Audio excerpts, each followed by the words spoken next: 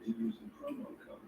They will be the first 30 days free. Number 6, Smith.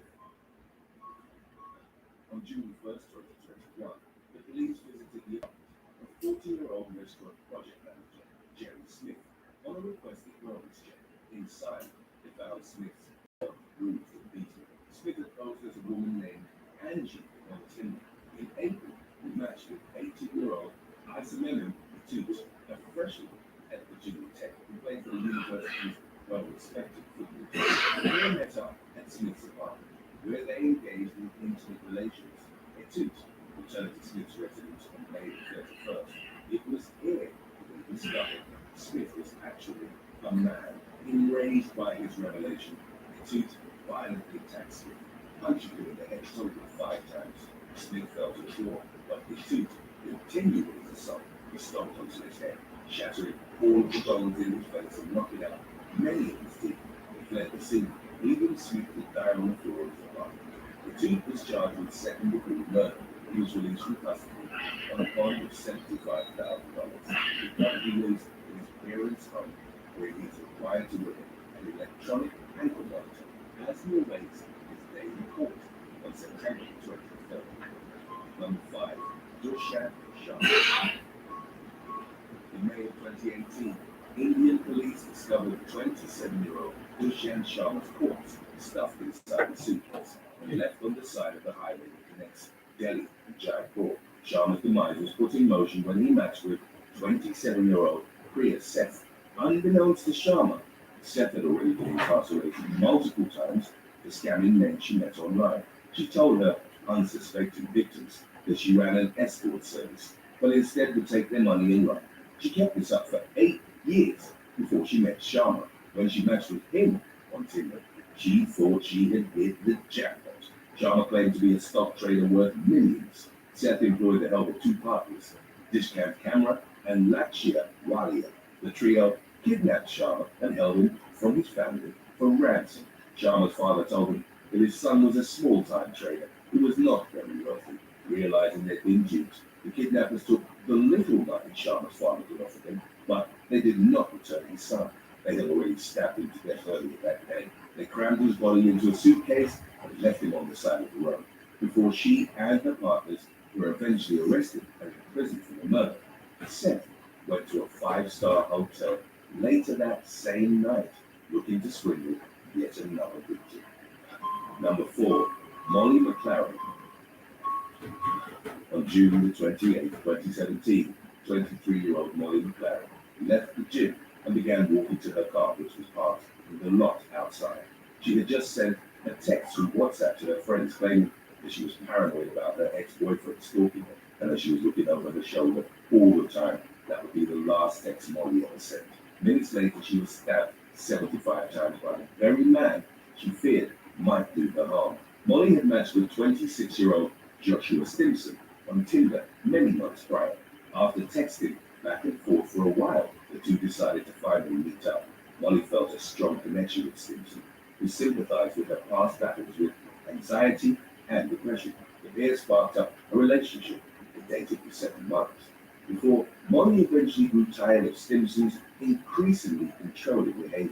She ended things with him, but he wouldn't let her go that easily. That's when the stalking began.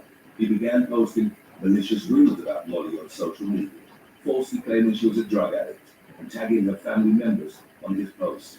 Stimson also stalked her in person, showing up while she was out with her friends and begging her to take it back. Molly was concerned he might eventually try to hurt her. She contacted the police and talked to her relatives about her worries. Stimson was warned by the police to stay away from her, but he didn't listen. He tracked her location on the night of June 28th and waited near her car while she was inside the gym. As she got in her car, he attacked her. He stabbed her 75 times while she tried to drive away.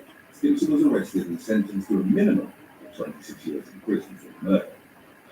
Number 3, Gloriana Wright.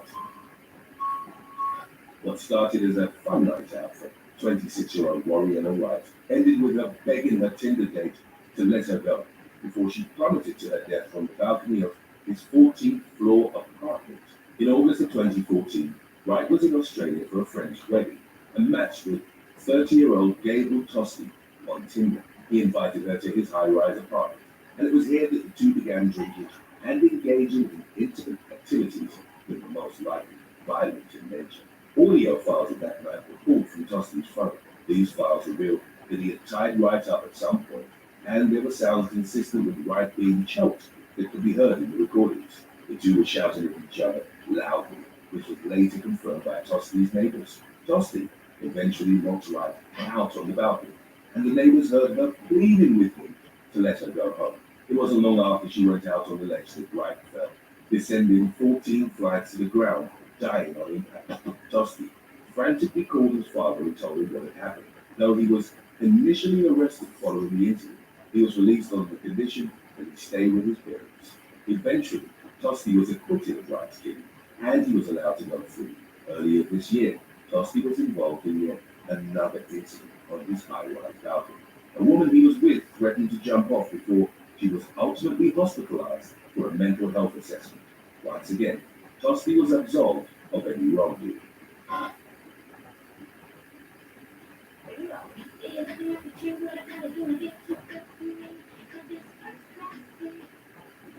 Today's topic was requested by Sheena Lee. If you have any other topics you'd like to learn about, subscribe and let us know in the comment section below. Number 2, Angela J. After being stabbed multiple times by her ex-boyfriend, 28-year-old Angela J., a licensed medical doctor, calmly instructed her neighbors as they administered first aid to her. Angela had met 36-year-old Paul Lambert on Tinder. The two dated for 2 months, but Angela then decided to end their relationship. Lambert, a banker in Sydney, Australia, wasn't ready to let Angela go, so he didn't. He stalked his former girlfriend, inundated her with endless calls and text messages, begging her to take it back. She tried to ignore him, hoping he would give up and leave her alone. Lambert didn't stop, however, and eventually the situation got much more serious. Angela lived in Port Macquarie, which is about a 4-hour drive from Sydney. The distance had initially kept her stalker away, but that soon changed. Lambert took the trip up to Port Macquarie and broke into Angela's house while she was at work.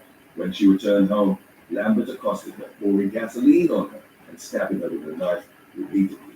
Angela fled to her neighbor's house. She remained calm and focused as she talked the neighbor through how to stop the bleeding. An ambulance arrived and rushed her to the hospital. Luckily, Angela survived the attack and lived to tell the harrowing tale. Lambert was not so lucky. After a 90-mile police chase, his tires were punctured by officers in pursuit. He got out of his vehicle and attacked the police with a knife and was subsequently shot dead. Number 1, Ashlyn Black.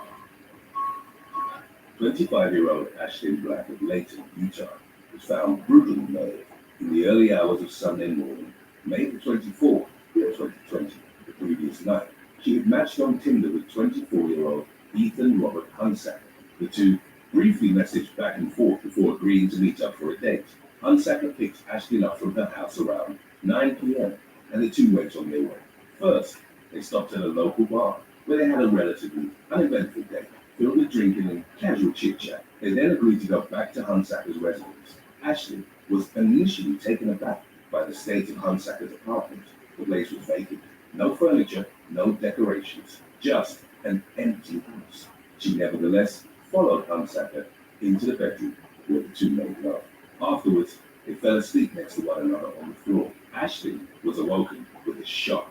Hunsaker was attempting to strangle her, tightly gripping her neck for close to a minute. Ashlyn tried to fight back, scratching at her date's arms and neck, but her feeble attempts to escape were futile. Hunsaker grabbed a 4-inch pocket knife and proceeded to stab Ashlyn in the chest, side, and back nearly 10 times. He sat next to her, watching her gradually bleed to death. Hunsaker then called 911 and confessed to the murder. He requested that the police kill him upon arrival, but he was arrested without incident. Apparently, Ethan Hunsaker had been struggling with mental health issues for some time and regularly had homicidal and suicidal thoughts before he ultimately acted on Ashlyn that night. Hunsaker pleaded guilty to a charge of first-degree murder, but he awaits a mental health examination before his final sentence is handed down. Thanks for watching. Would you rather get catfished on Tinder or think you won $10 million in the lottery, only to find out the ticket was fake. Let us know in the comment section below.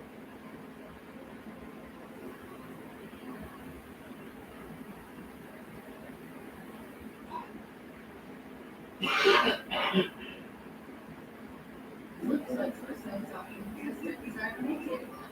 Yeah, but you make them outside of this relationship. And look, they got their big questions to choose from, and that chocolate different.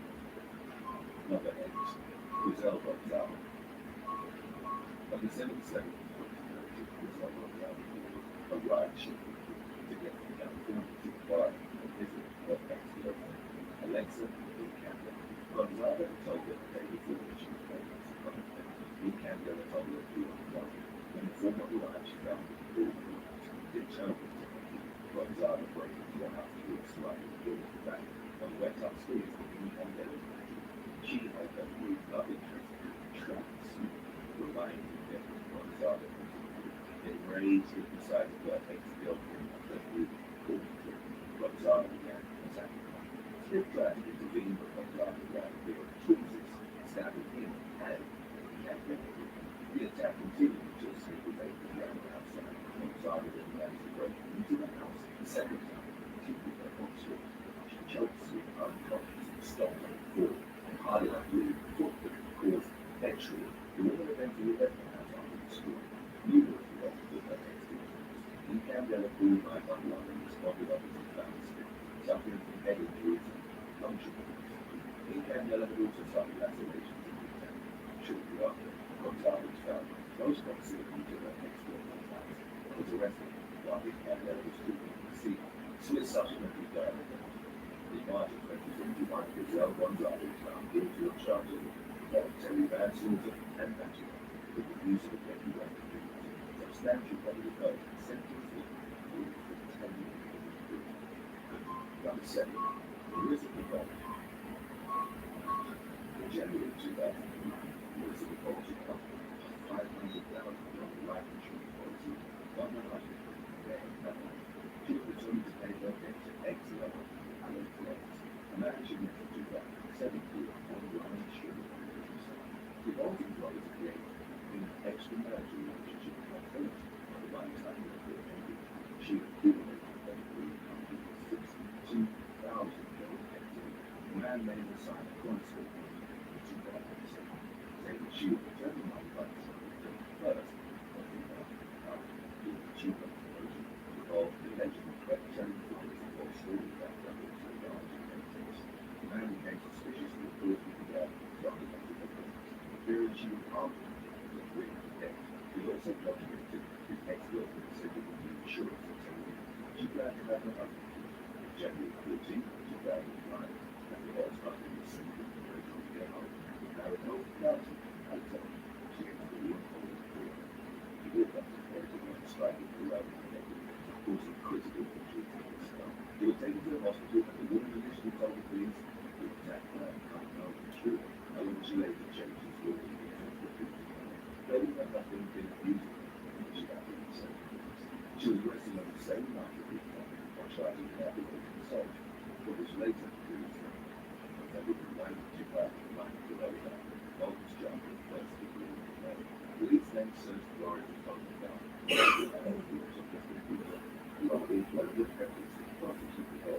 The ex-boyfriend was given limited immunity in exchange for his testimony, which would aid in her conviction. On April the 30th, 2015, the woman was found guilty of killing her husband in the life insurance policy and sentenced to life in prison.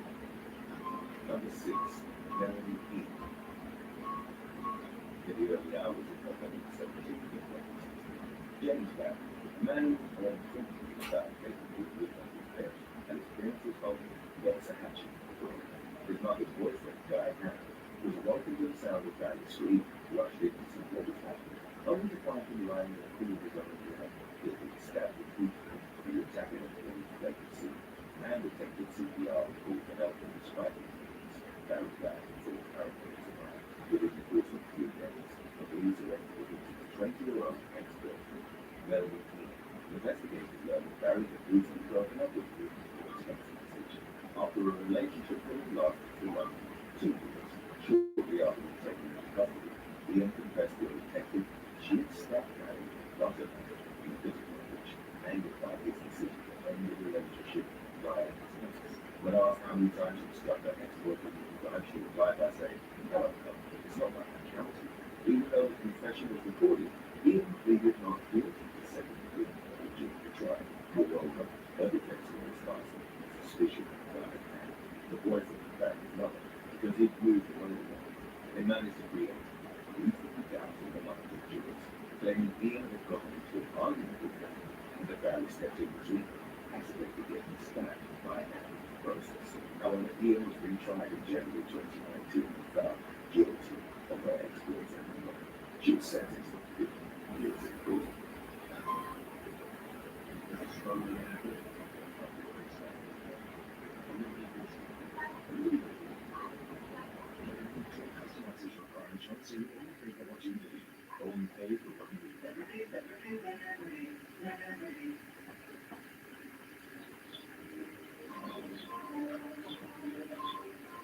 Did you get it? Get what?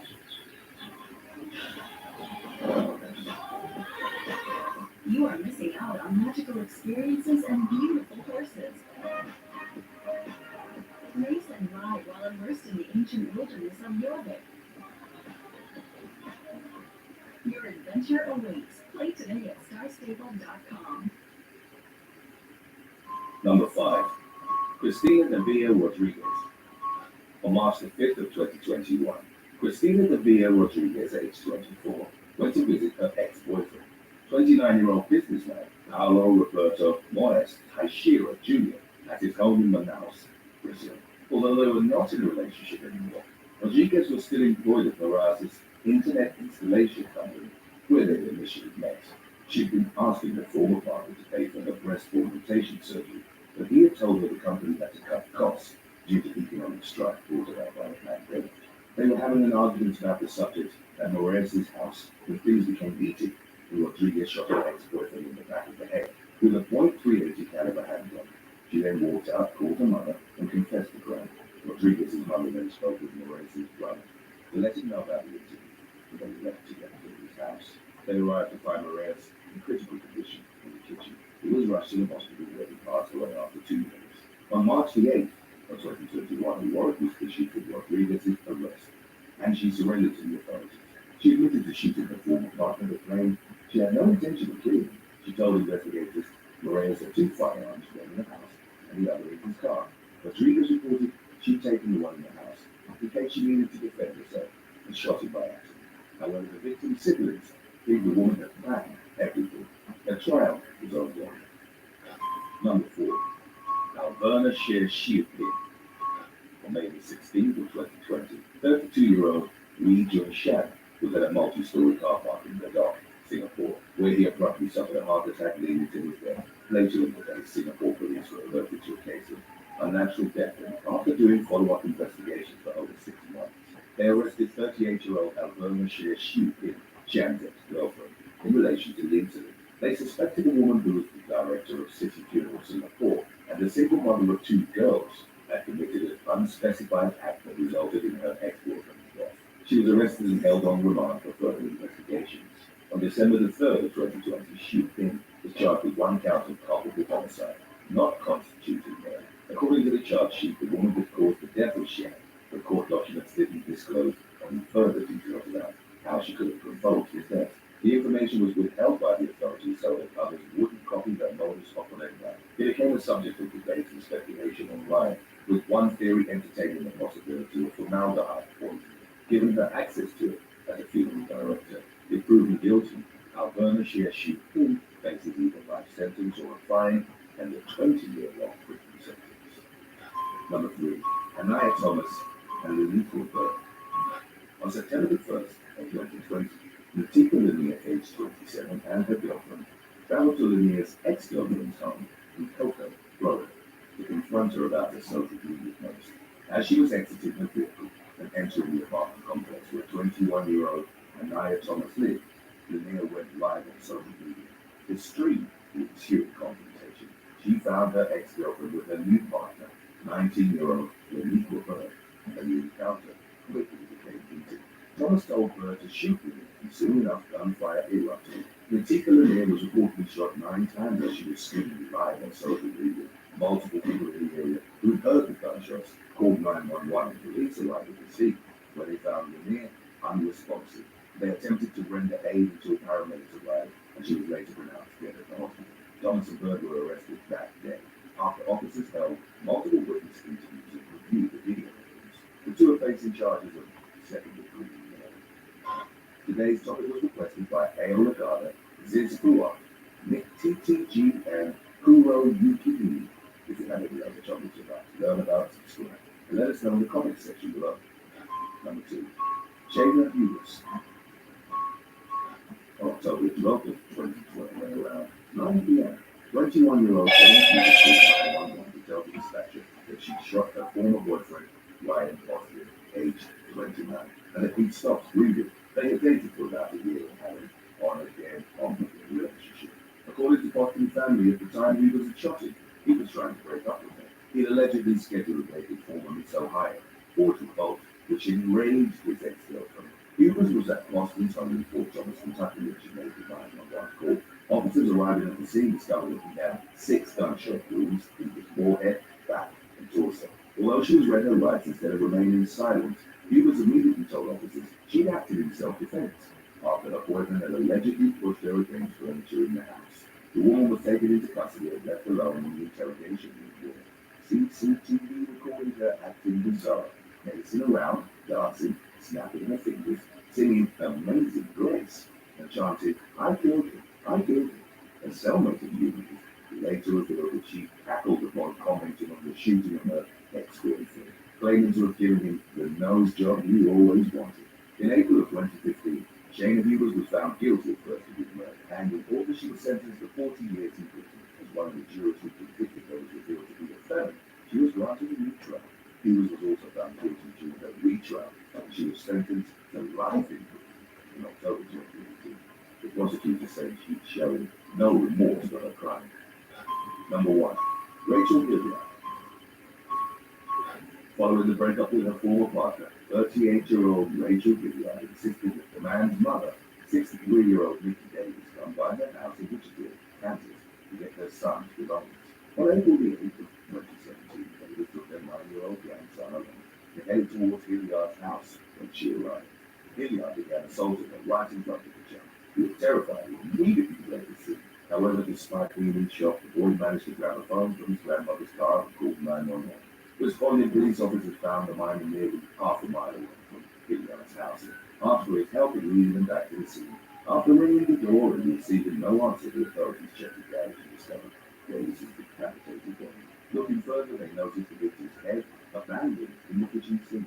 After raiding the premises, officers also found Hilliard hiding inside the house and took her into custody without incident.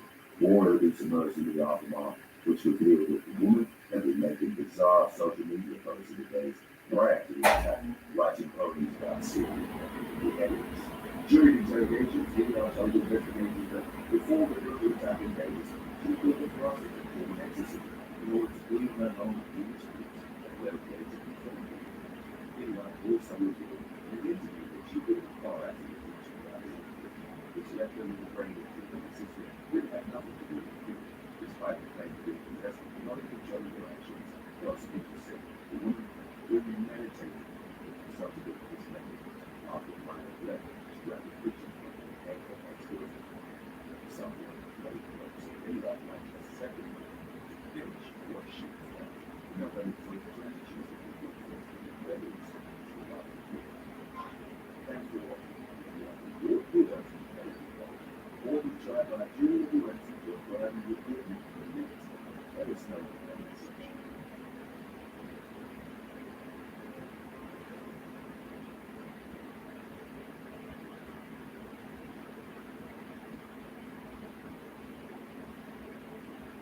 In the shooting lesson gone wrong, 24-year-old Katie Ventura accidentally shot her 31-year-old boyfriend, Robert Branton, who went by the name Frankie. The woman called 911 just after midnight in August 2015, choking through the events of accidentally firing the weapon.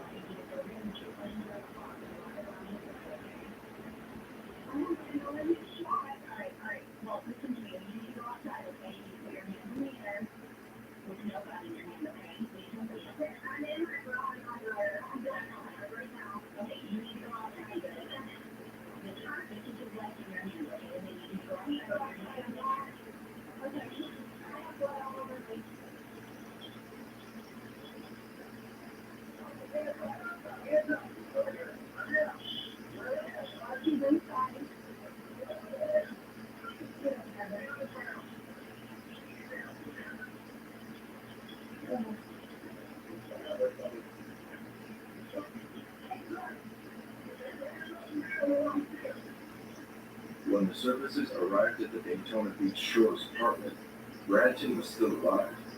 Tragically, their attempts to save him failed, and he died in hospital soon after.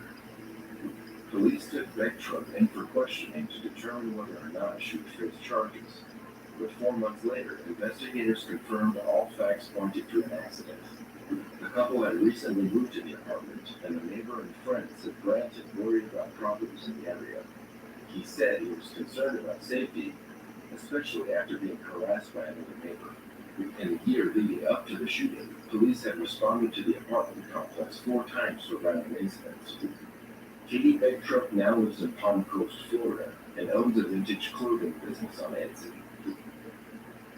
I had cracked the code to make you the best possible streamer that you can be.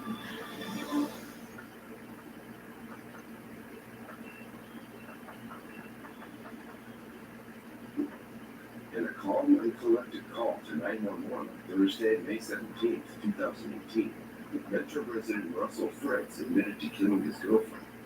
Fritz surrendered immediately when police officers arrived at the scene, and the victim, 35-year-old Christina, was pronounced dead.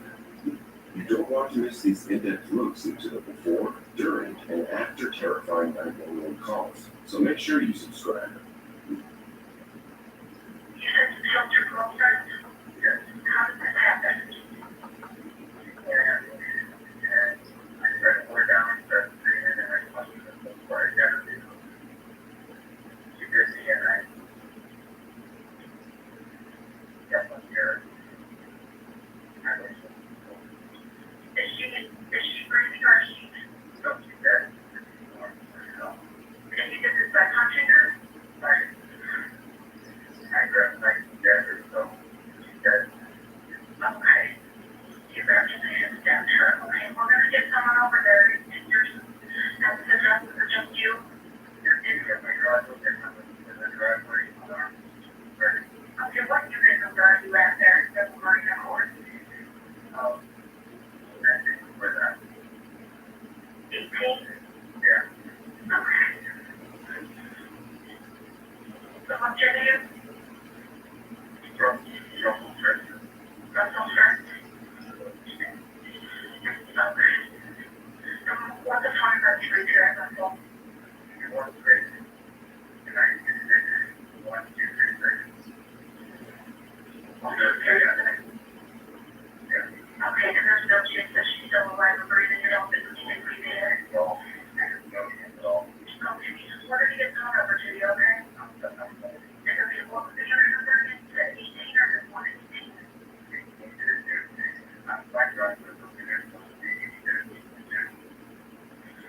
Okay. Okay, we're going to get someone over to you, Russell, okay? Alright, we're on our way. Hi, this is Russell. Just a second, sorry. We're automatically and still got our phone. Okay. We can't tell me where you are in the house, okay? I'm in the address. You're in the driveway. You don't have the next on you anymore, do you? No, I never looked at it. Okay, I just here's the nicest word. It's where she headed. I'm sorry, where? She's in the garage. I know I'm 1 person. Okay, she's in the garage. Yeah, I'm 1 person. Okay, I'm gonna sit on the phone with you, okay? We're gonna get there. Hold on 1 second. Okay, Russell, do you hear officer? I hear it. Yeah, we'll check. Okay. I'm gonna stay on the phone with you till we get there, okay? Okay. Sorry. Don't apologize. No, that's no issue. Like, she went stop. She went stop. Okay. She just want to go away. I don't want to leave. She just want to leave. She just want to leave.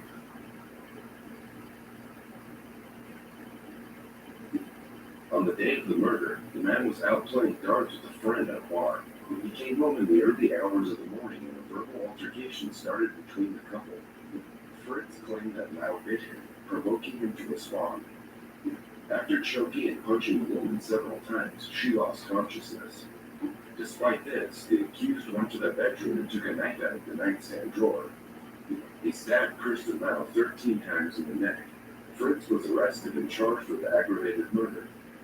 During his sentencing, the Mclaren told the judge that the couple had a magical relationship and claimed the woman had a drinking problem. At the sentencing, Fritz recalled happy memories with his girlfriend before he told the court he couldn't help her anymore.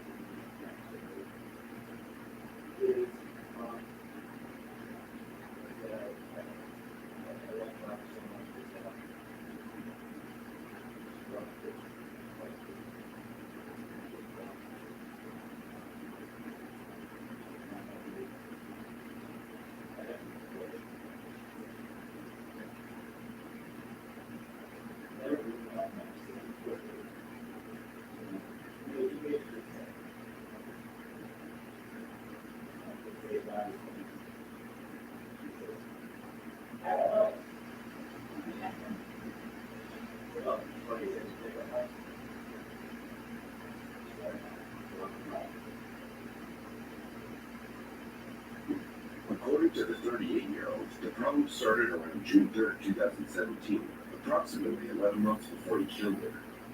Throughout Fritz's testimony, Judge John O'Donnell repeatedly questioned why he stayed with Lau since he spoke of an unbearable relationship, riddled with suicide threats and addiction. The sentencing was more than an hour long, including statements from both families. Fritz's family called him soft, compassionate, and trapped in a cycle. However, the victim's family pleaded for a maximum sentence. Lau's mother left the courtroom devastated after sharing her testimony. Ultimately, due to the degree of the incident and the number of stab wounds inflicted, Russell Fritz was sentenced to life in prison with $12,000 in restitution. He has no chance of parole. Kristen Lau's obituary says she will always be remembered for her beautiful smile and loving soul.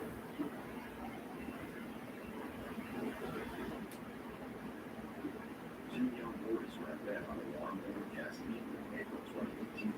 At home with their babysitter, when a loud shot went off in the bedroom. 13-year-old Elijah Mission had shot his 11-year-old brother, Caleb, in the back. The babysitter, Linda Hartman, felt 911. 911, where's the emergency? Something terrible, something. I'm getting pretty stupid. What's the answer? 995, Alden Drive. 995 what? Alden Drive. Oh my God, Christina, God, for the Lord. Okay, Melvin Drive. Alden Drive. This one, Alden. 995. Alden Drive. What's going on there? I don't know. He's doing nothing. I'm bleeding. There's one of them there. I was wondering, I'm walking. I think on the line, there's blood everywhere. He doesn't think the time is Are there any weapons around? I don't know. Okay, can you check for me? Are there any weapons around? Amanda! I got the board here. Okay, so what is that? Okay, how old is the woman? He's 11? Yeah. Okay. What was the last time you saw him when he was okay? 30 and his mother was together. What's wrong? Ma'am, we're already on the way. I'm just trying to get as much information as I can. Can you check to see if he's breathing? No. Oh, that's nothing so. Oh, that's not before out of the house. Okay. I don't think he's breathing. Okay, can you check to see if you can feel any air coming out of his nose or mouth or feel a pulse? I don't feel air or anything. Okay. And you passed on just an hour ago? Oh, hurry, I think you might still be drinking water. No, not the 30. Like 9:30? Okay. What do you think he hurt himself on? I have no idea. He got a hole in his neck. A hole in his neck? Okay, do you Okay, you're on the way. I'm going to stay with you. She's putting there's a hole and the tires and that is blood everywhere. I'm trying to figure out what happened. Do you see a gun or a knife or anything there? I don't know. Something smells like maybe gunpowder. I don't know. Okay. Are there any weapons known to be in the house? Not that I know of. Okay. I heard a call and I ran back here and said, I was working out. I said, what was that? And I ran in here. She's like, it's still alive. It's moving. He's moving. Can you try to give him chest compression? I can. Yeah. I don't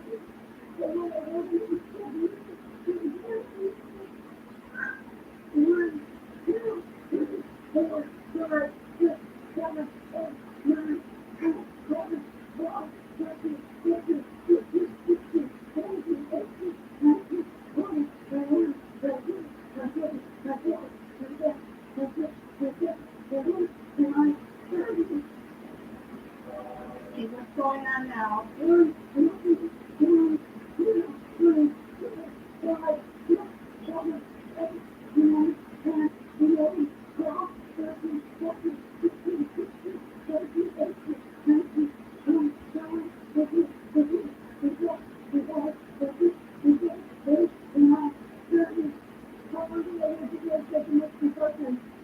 The officer's pulling out to the street right now. Okay, if he's still you got what? I have to do it. I don't know where his brother went. Okay, is his brother in the house? No, he's gone. Okay, and he's 9 years old? What? The baby and the other one's so cute. 1, 2, 3, 4, 5, 6. If you have a good age, I don't think it's all good. There's a 9-year-old guy that's in the house and now he's gone.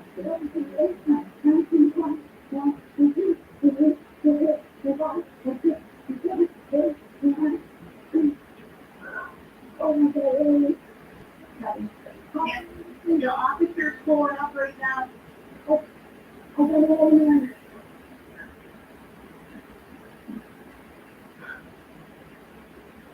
Are the doors unlocked so they can get in? People love you more. I don't know where it's from when they're doing it all.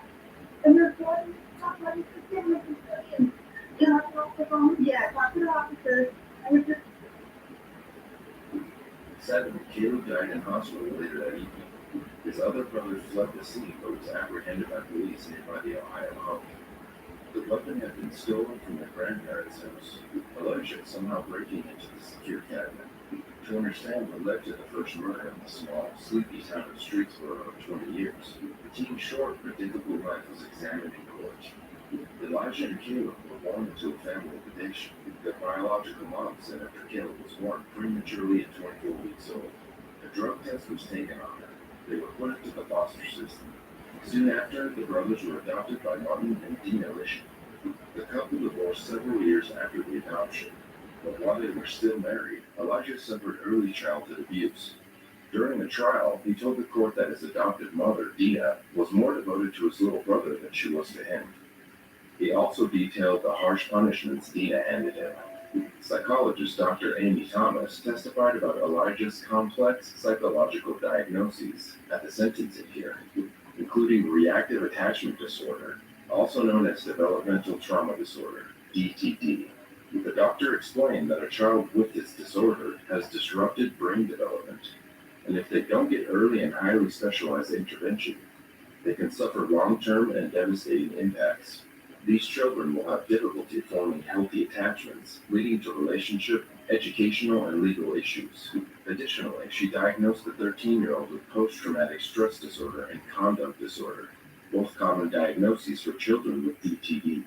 Furthermore, Dr. Thomas believes Elijah also suffers from paranoia, and a previous clinician had diagnosed him with schizophrenia.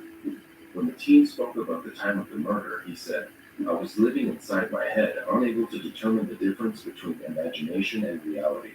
After his divorce from Dina, Martin Lishing and Jackie Lishing started dating and got married. They were on a belated honeymoon when the murder happened. Prior to this, Jackie Lishing had made multiple attempts to get the teen mental health treatment. In fact, only 4 days earlier, she had called the police because Elijah was en route. He told police that he was thinking of harming himself, and they took him to a local behavioral health center. This was also not the first time the teen had the police called on him. In 2017, he was charged with indecent exposure on the school bus.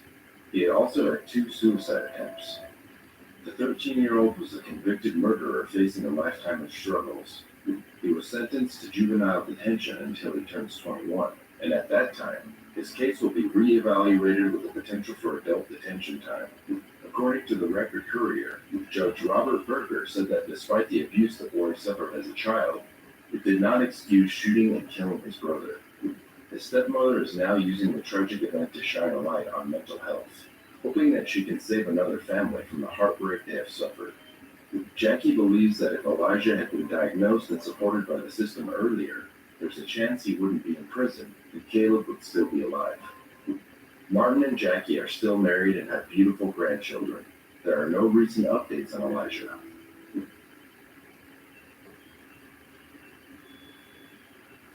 999 because the little girl was unresponsive.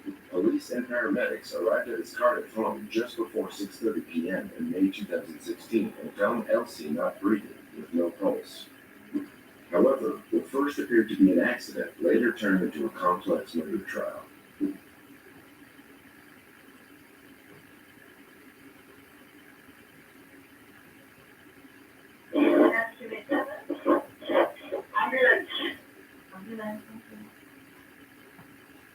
Welsh ambulance service, please hold.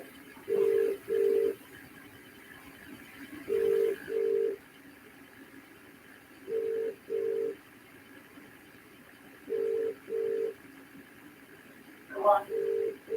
Can I please put down the next week? Okay. Welsh ambulance service, please hold. Yeah, thank you. Okay.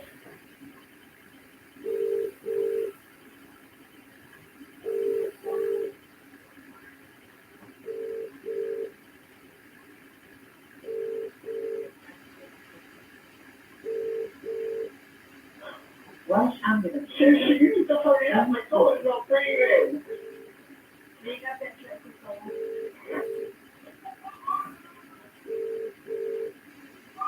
Welsh ambulance service, please hold. Ambulance service, what's the project of the emergency? Please repeat the project to confirm. Please now confirm the telephone number you're calling from.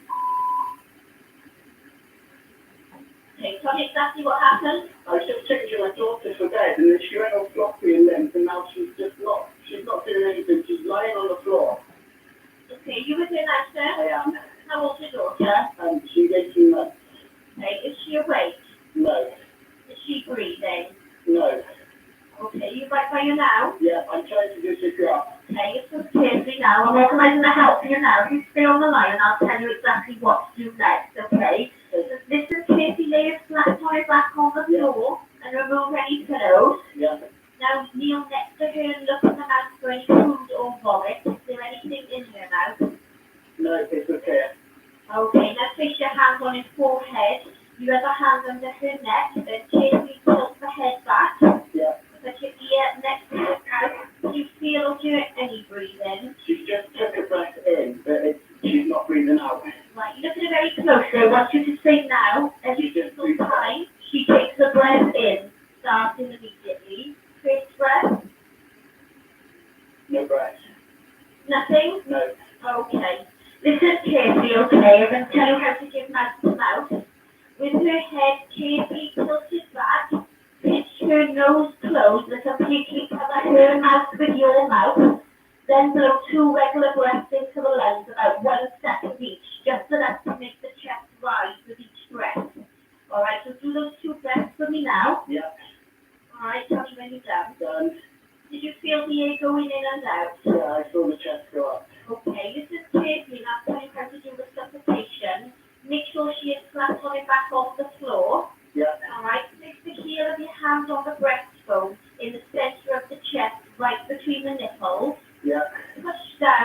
2 inches with only the heel of one hand touching the chest. Pump the chest hard and fast 30 times, at least twice per second, and let the chest come all the way up between pumps. Tell me when you're done. Okay, at this pace. 1, 2, 3, 4. 1, 2, 3, 4. Just took a breath in. Okay. If you're taking a breath, just like we did before, I want you to say now, every single time she takes a breath in, starting immediately. First breath. No.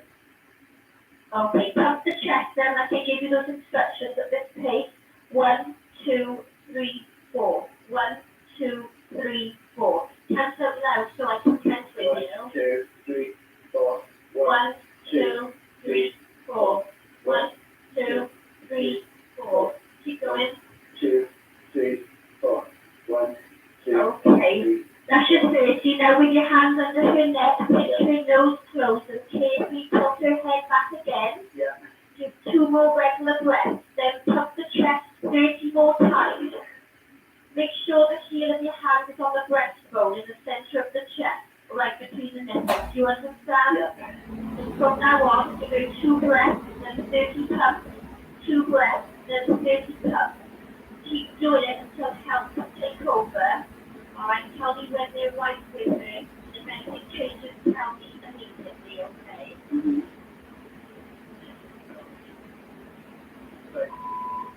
Have you done 2 breaths and 30 pumps? Tell me what you're doing.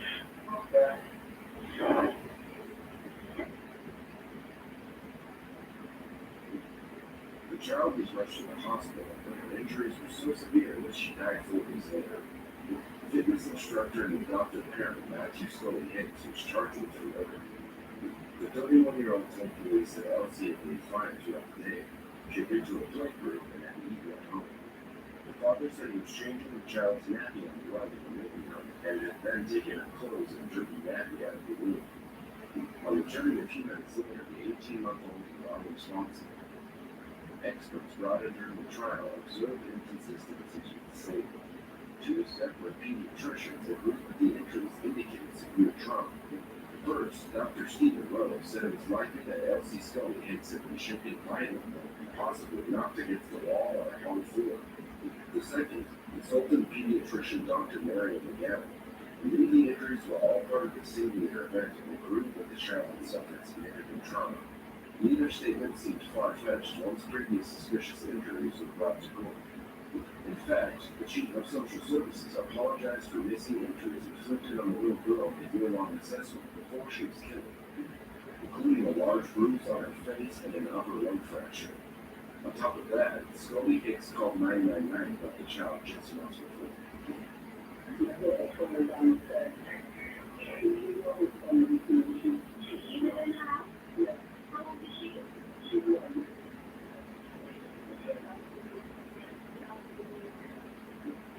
The court was also presented with text messages from the fitness trainer referred to his adopted daughter as Satan dressed up as baby girl, a psycho, and the exorcist.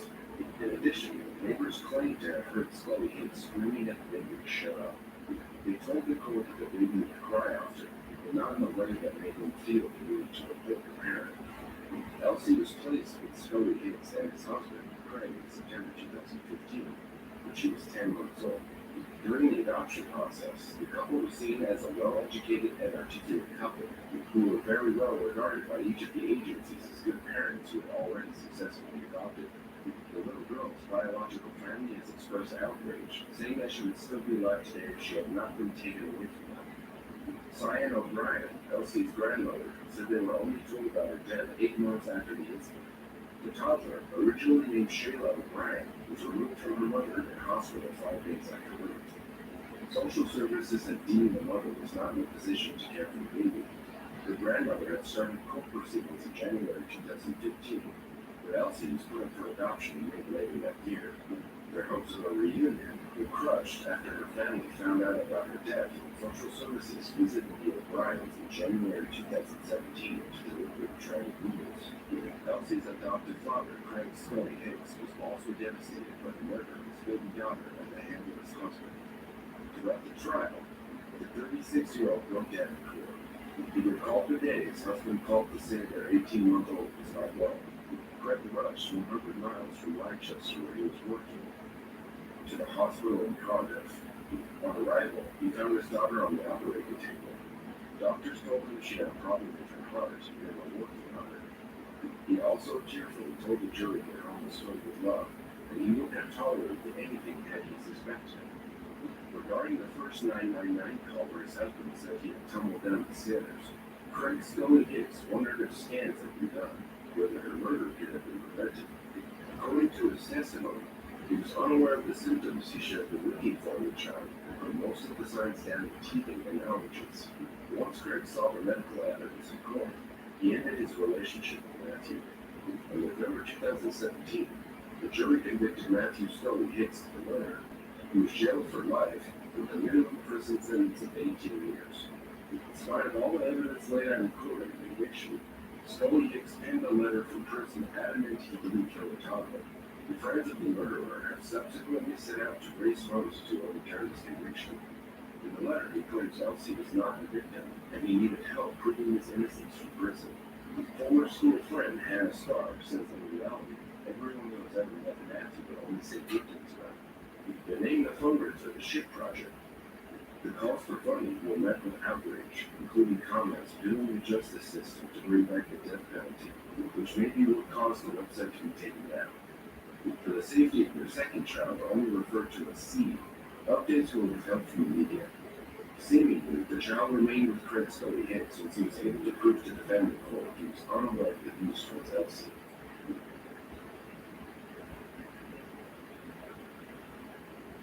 On January 13, 2014, Richard Berman called 911 in a panic after his ex-wife Jennifer wrote him an email threatening to harm herself and her two children. Despite the operator telling the Florida man not to enter the house, he disobeyed the instructions and stumbled on the heartbreaking scene. The 48-year-old mother had shot and killed her two children before killing herself.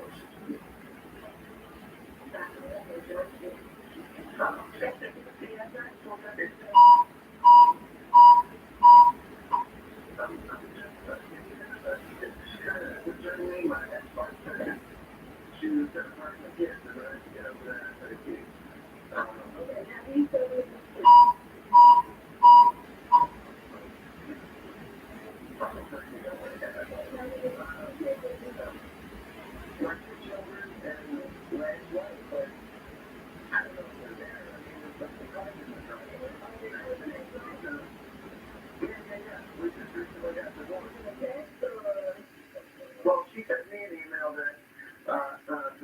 that she did the best thing for her family, and then she sent her cousin a text that she was going to kill the kids and herself. And she's up for and she's freaking out. She called me, and now I'm in front of the house, and I did it ASAP. So just to let you know, I have to call it already, okay? Okay, well, you know, all right, just stay on the line with me. Yeah. Okay, is she home? Is she in a car there? Car's in the driveway. Does she have any weapons in that house? Possibly. What do you mean? Do you know of any weapons? I remember there were. What kind? I'm sorry, I'm here with a neighbor. Okay, but I need this information from you. What kind of weapons have you seen in the house? Well, I remember she had her dad's old rifles. Yeah. Well, we just sold it recently and she's been renting it. I'm in the driveway, and my neighbor just went in to see what's going on. How old is she? That's 15 and 16.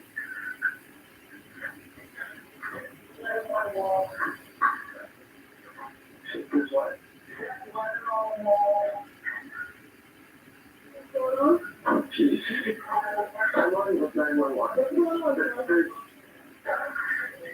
It's up to you, Steve. Sorry. Yeah. What's going on? My neighbor went in and there's blood up on the wall in her bedroom. Okay. Where are the kids?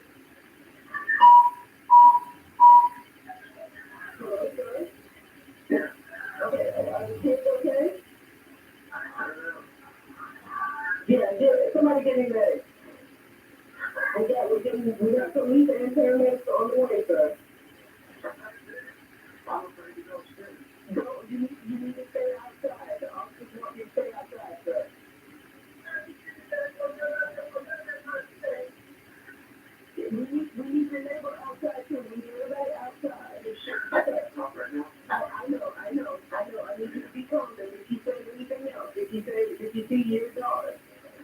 And she said they're both upstairs and she thinks they are. He thinks they're all what? Upstairs in the back. Yeah, I'm sorry. Yeah, that's okay. Can I speak to the neighbor? I was all the cars, there's the person out now, and I went up and it looks like. I think the girls up in bed with it, but once I got upstairs, I saw what was upstairs, I had to run back downstairs. He told me to come outside. Two police just went in the front door. All right, the police are there?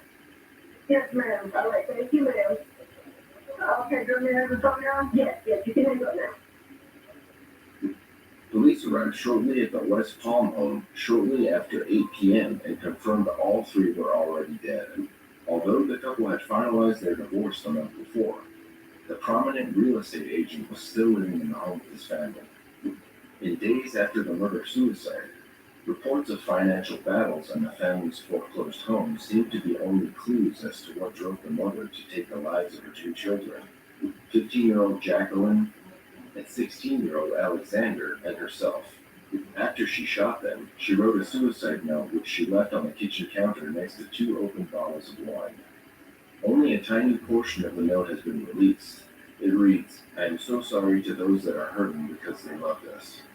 Before the incident, Jennifer Berman reportedly took Richard to court for financial support after she was forced to sell her father's watch to pay for gas and groceries. The woman claimed in court documents that she struggled financially, taking 12-hour overnight shifts as a nurse to make ends meet. Additionally, Jennifer had also petitioned the judge to remove her husband from the home because of emotional abuse the year before. The family had previously lived in another home in the historic and exclusive El Cid neighborhood, which sold for $1.2 million in 2010. The mother of 2 was due to move out with their children the next month. Richard's friend said he should not be painted as a terrible father who didn't care about his children, but the details of the messy divorce made it difficult to do so. Court records from her attorneys claim the husband has not paid the mortgage on the former marital home during the entire time of the dissolution of the marriage proceeding. He has not contributed to the support of the wife or of the minor children. In fact, he has refused to pay for toilet paper. He buys food and supplies for himself and keeps them where the wife and children cannot access them. The Bermans married in 1992 in Miami. Richard first filed for divorce in 2008, but the couple reconciled until Jennifer filed for divorce in August 2012. The couple shared equal custody of their 2 teenage children who went to the Dreyfus School of Arts. Their friends remembered them as promising musicians, saying Alexander was an accomplished cello player, while his sister Jacqueline was extremely talented at the violin and a straight-A student. Richard is still a real estate agent at Palm Beach, and his social media is dominated by properties he is selling. Years later, he is still left without solid answers as to why his ex-wife killed his children.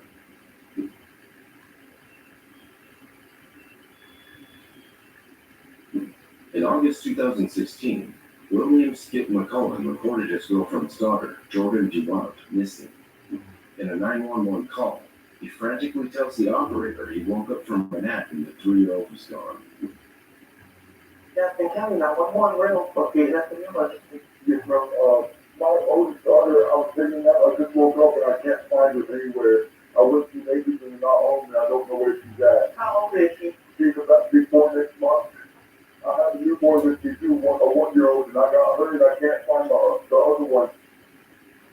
I really need to know right now. Listen to me, what's your address? Besttown Road. Have you looked under the bed in the little office? No ma'am, I called her today, no, I can't find her anywhere. I went next door, I've been holding her name outside, I can't find her. She may be up on her sleep, I need you to go look under the bed and stuff while I start using that light, okay? Yes, ma'am. Right. Besttown Road? Yes, ma'am. Are you on a mobile phone? No, ma'am, it's a landline phone, but it's a corded phone. Okay, well, go ahead and take it with you, let's go look under bed. The corded money, the corded phone, I'll have to look down the phone and go look. Okay. What is your phone number? 70.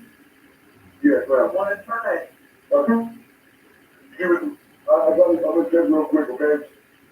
Don't hang up. That's not available. Okay.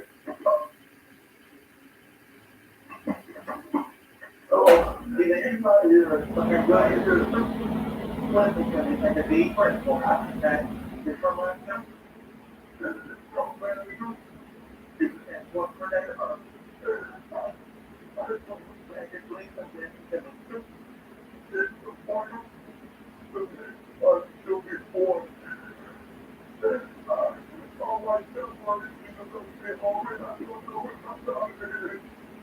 is she the one female? Yes, ma'am. One friend, Twitter, me, the one thing, reaching out, And what color is her hair? it's brown, it's blonde. I gotta go to the store, I'm just going to the business. Oh, and she stay with me for just a minute. I'm going to be home for a minute, okay? You said she has blonde brown hair? Yes, ma'am. Alright, if she was wearing blue jeans or a long sleeve single around her, Where's your thing? It's a long sleeve, meeting out. blue jeans shorts and long sleeve mini house, shirt down, and blonde brown hair. Yes, ma'am. Please come out. I don't know if you survived or what. I don't know like everybody knew it so good.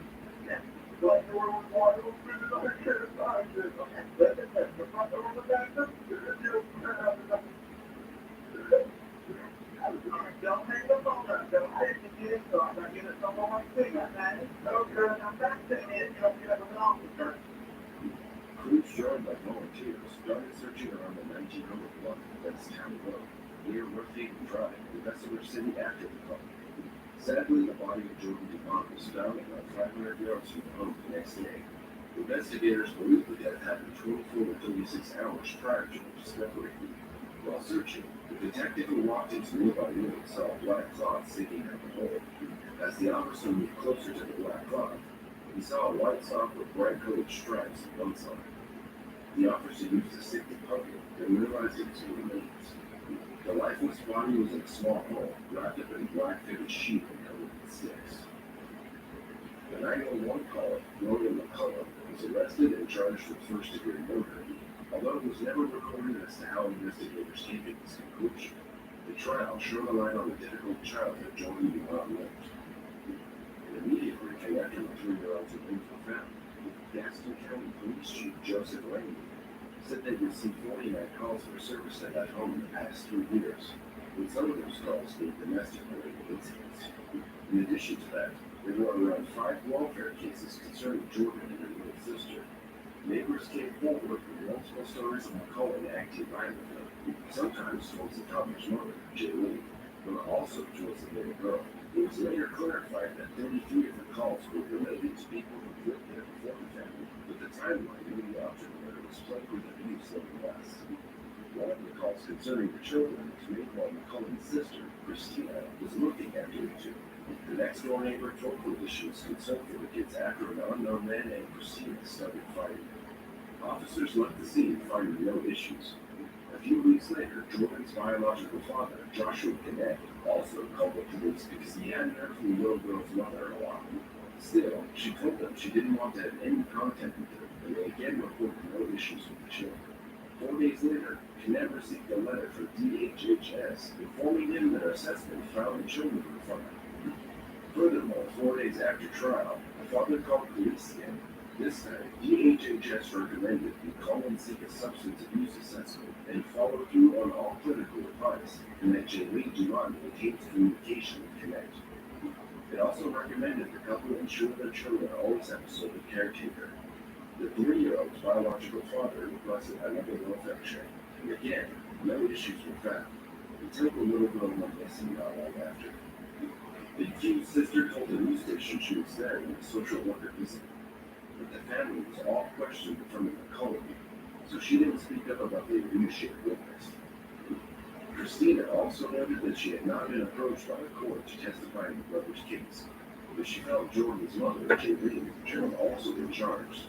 The woman moved to the police the morning after the child went missing because her brother had told her he had tried CPR. Giving her details in the autopsy report, the toddler so severely wounded that the wound house. The report shows blunt force trauma to her spine. She was struck so hard she suffered internal bleeding. She had multiple wounds covering her body, as well as bleeding between the brain and scalp. In 2018, Gloriana Wright was sentenced to life in prison without parole after a jury found her guilty of first-degree murder by torture. Last year, Jordan's biological father began a lawsuit to sue the child's mother and claim both of them. Joshua Connect's attorney said regardless of whether they receive money or not, it will send a message to parents that they should protect their children. Connect believes Jaylene could have done more and prevented the 3-year-old's murder. Additionally, there is a possibility of future charges against DHHS. The social worker and one accused son.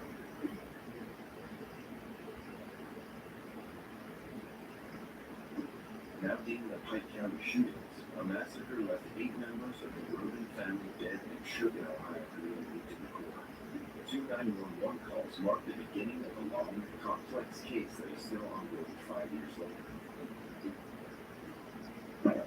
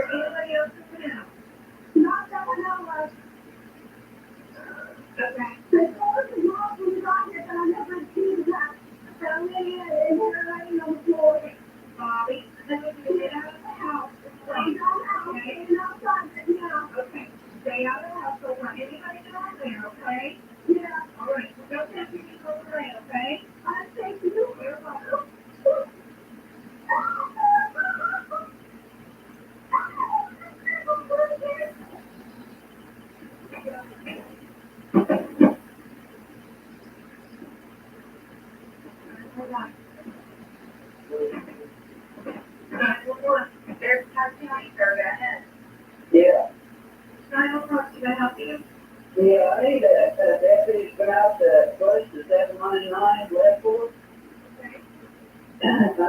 It's all this stuff that's on the news. I just found my cousin with a gas shop money. No.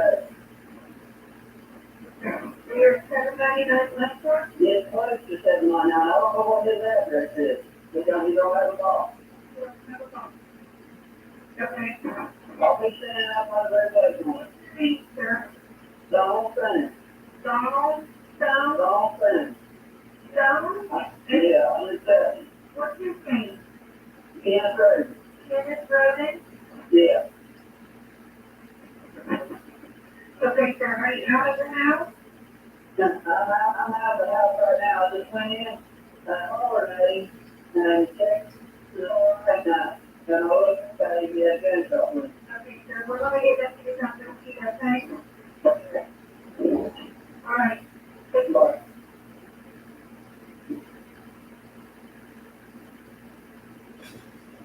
Donate shop, 20 grams protein, 1 gram sugar, 0 chocolate.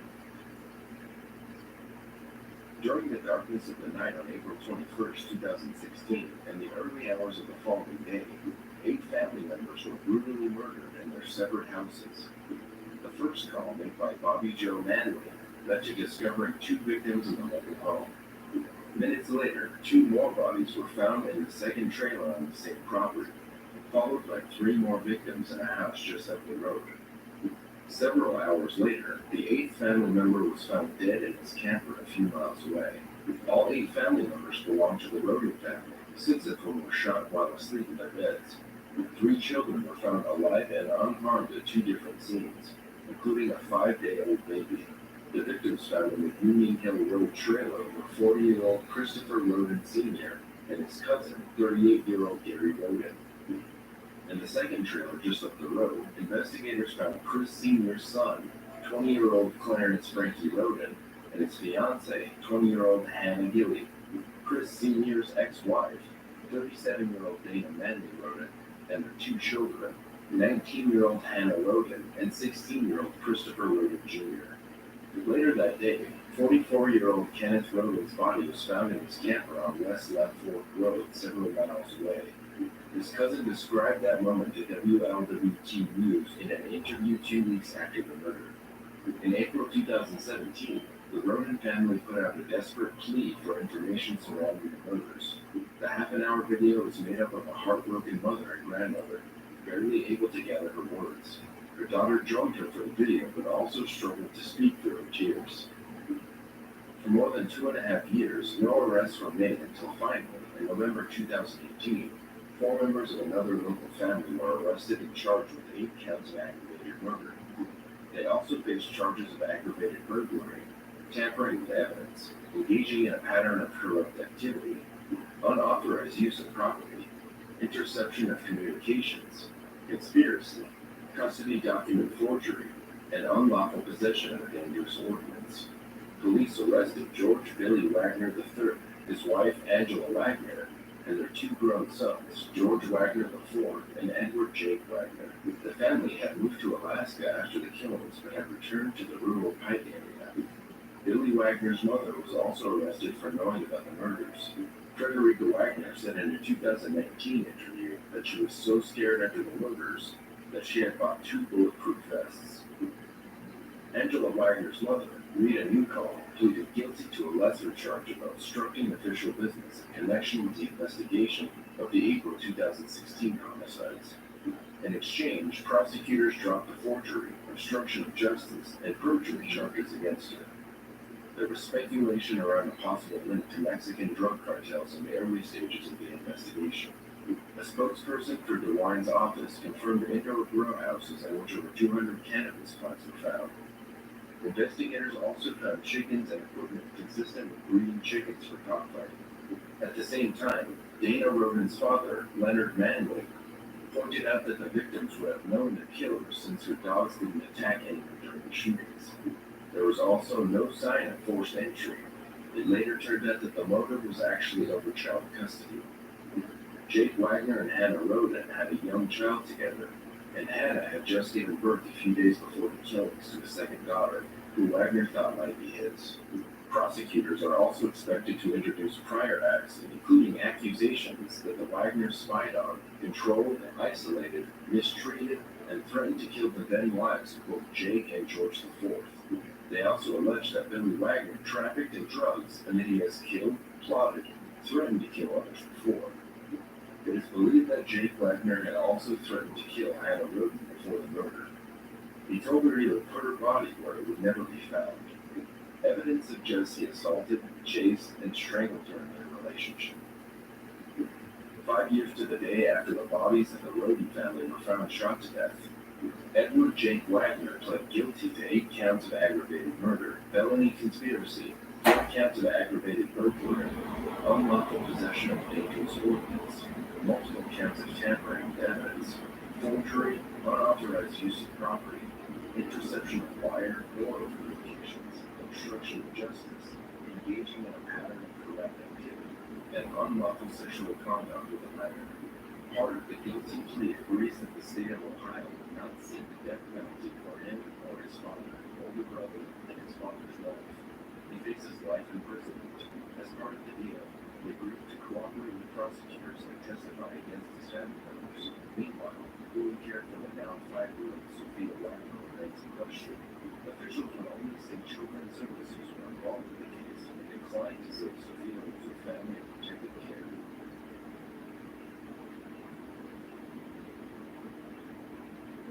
The 28-year-old Matthew Phelps called 911 in September 2017. He was called while explaining that he thought he might have snapped his wife to death. Phelps told the operator he had woken up from concert and he was laying there and found 29-year-old Lauren Ashlyn Black Phelps and stabbed to death where he was covered in blood.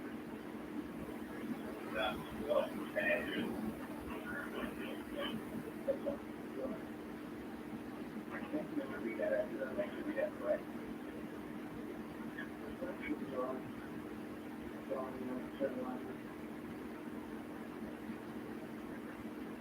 Okay, and we'll do your first and last name. You found out? Yeah, good. Yeah, we can do that.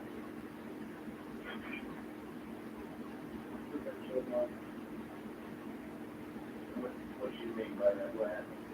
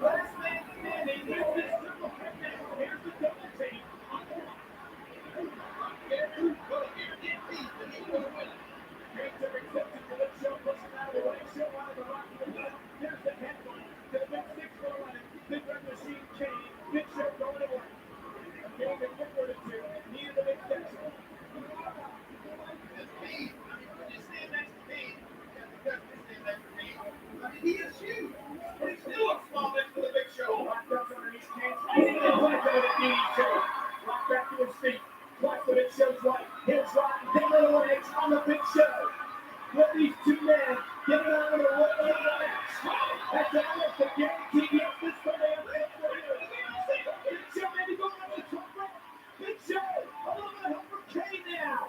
And a big headbutt from the Show to Rock and Kane. I'll tell you, I just do it. I do Rock and do it. I mean, let's make the Big Show is 500 grams. No one can throw this guy over the top. No one man can throw the Big Show over the top rope.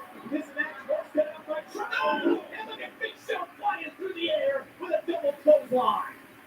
Kane, he's right back up already. Uh-oh. Kane with an elbow to the back of the head of the Big Show. It started the big man. This first down out of the ring. No Show. Black with his right hand to his own Kane. Reversal from People's Champ off the rope and onto the face by the Big Red Machine. Who will win the Royal Rumble match this Sunday on pay-per-view?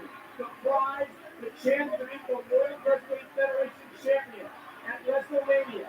And who will the champion be? Triple H and Cactus Jack King. They need the Rumble in a street fight. He said that the winner of the Royal Rumble was going to be Kane. She may be right. And look at the Royal Rumble. Close to being tossed over the top rope and eliminated from this lumberjack match. You know what? Oh, I'm thinking of like look at some of these guys standing around the ring like this. It could be this one. It could even be Chris Ollie. Kane off the rope, walk right into the slam.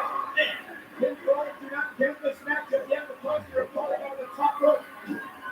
One of these guys slides through the second rope. Lumberjack will toss it back inside. He stepped himself, laying on the apron, and on the other clothesline. Here comes the line. Clothesline again, trying to knock the security off his feet. Big Show down. And the Big Red Machine is going to fly. Johnny. He got the rock. Uh-oh. Kane said it's over. That clothesline from the top rope to the rock. The boy is going up bigger. Kane with the rock on his shoulder. And Rock counters. Down to leg sweep. On the People's Champ. So far, the Kane. What are they doing by the rock bottom, Kane? But he walked right in. And the Big Show gets tossed by Rock and Kane with one hand. He did it. And could Kane be next? Rock has been eliminated. Kane will ride. Just slammed by the Big Show. Did you see the strength of the Big Show? Tossing the Rock over the top rope. One hand. I cannot believe this. The Rock has had to eat his words. The Big Show throwing through the Rock right out of the ring. The Big Show's trash talking the Rock. Rock is he's back in. Wants to eliminate from the match. But he's headed up the Big Show in his mouth. But yeah, he's not going to do this. Rock bottom time. Rock bottom time. He's not going to do it. Get that Rock. That's unfair. The Rock's been eliminated. It's illegal. He's not allowed to be in there. Oh, he's eliminated again. Twice. It's down to the Kane and Big Show. In this first ever on the top rope to the lumberjack.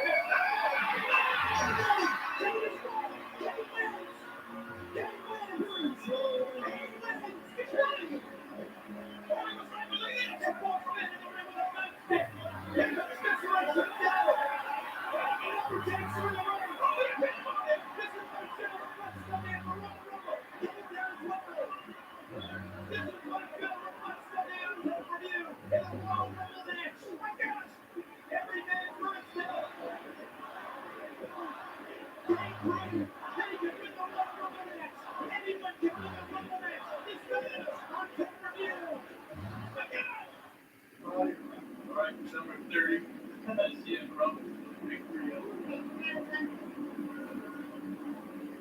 There you go. There you go. 3, 2, trust. See you, bro.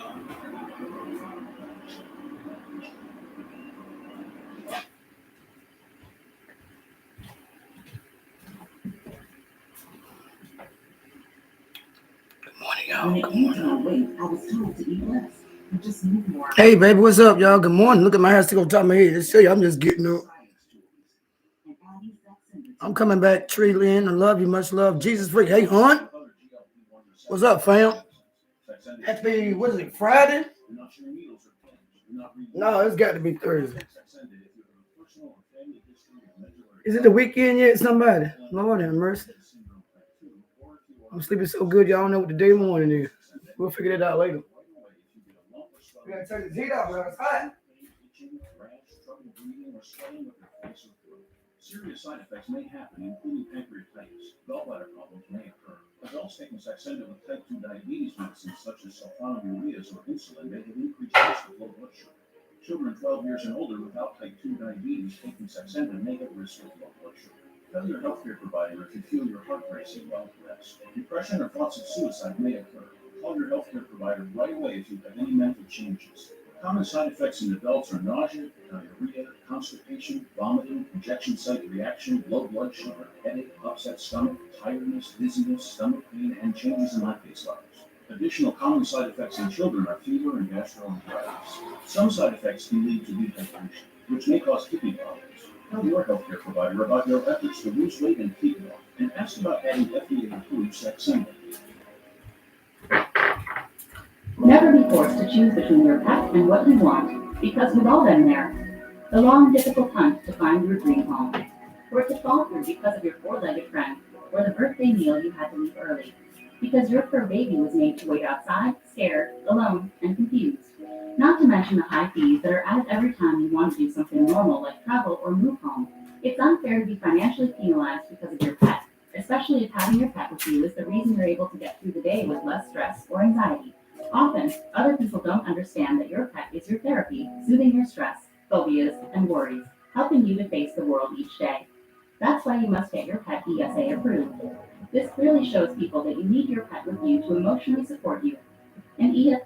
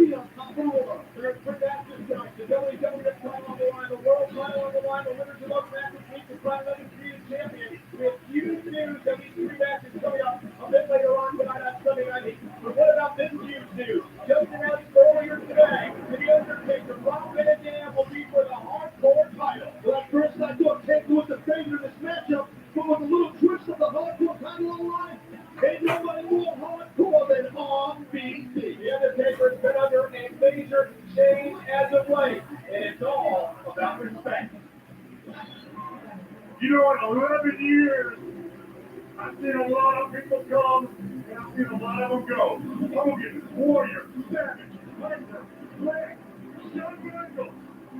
You know what? When it was all said and done, some way or another, they all kissed her ass.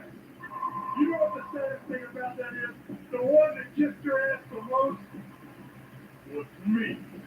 So JR, before I take care of this situation, I just want to know, were you going to kiss his ass? Hell no, I'm going to kiss his ass. Is that because you're better than me? Wow! Are you better than me? What? Whether you like it or not, you are going to kick your butt.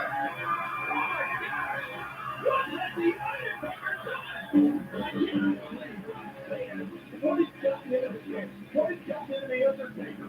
All the Undertakers are not saying so it's one of the lower respect. I believe the Undertaker's been respected by a lot of people. The Undertaker, maybe he wants to respect him. And the Undertaker physically fighting him. What's he going to do now? Now says, it could be the last ride. This is the way on you know, learn here if you want to survive in the WWF. Now we're going to consider that the first step. And attention, you'll graduate with honors. You and everybody else will respect me.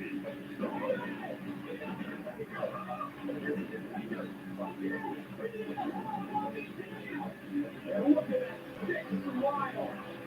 He's humiliating you all day down. And he claims the Undertaker got that this stage, this metamorphosis is all about respect. Respect, he's got respect, and he's got to get respect one way or the other. Hey!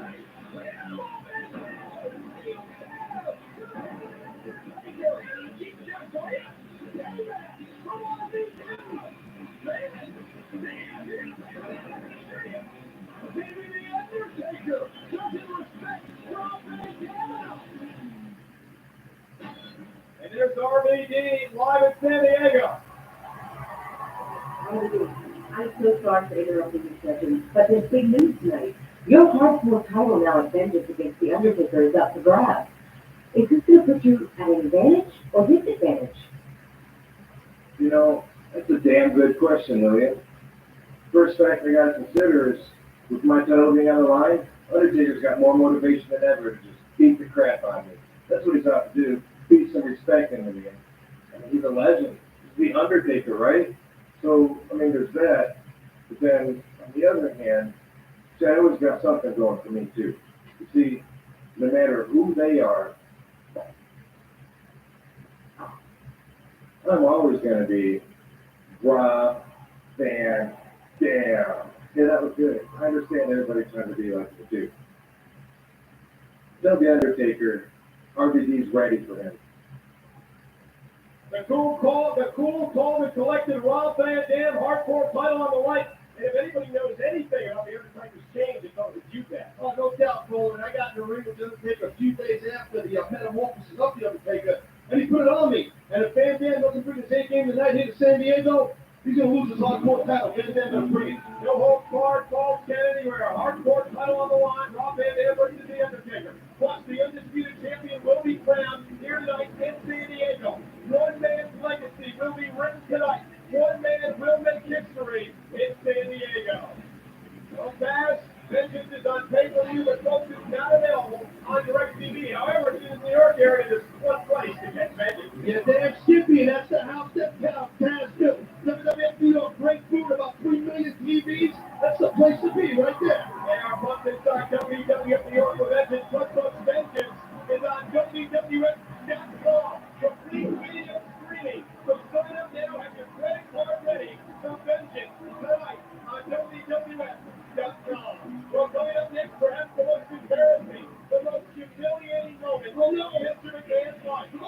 Thanks to the Rocky joined by GC's exclusive club. We're going back to SmackDown next. And now, the food of the week, brought to you by Love. Love is walking the streets with the hottest new boots, shoes, and athletics. Love is boots, shoes, and shoes.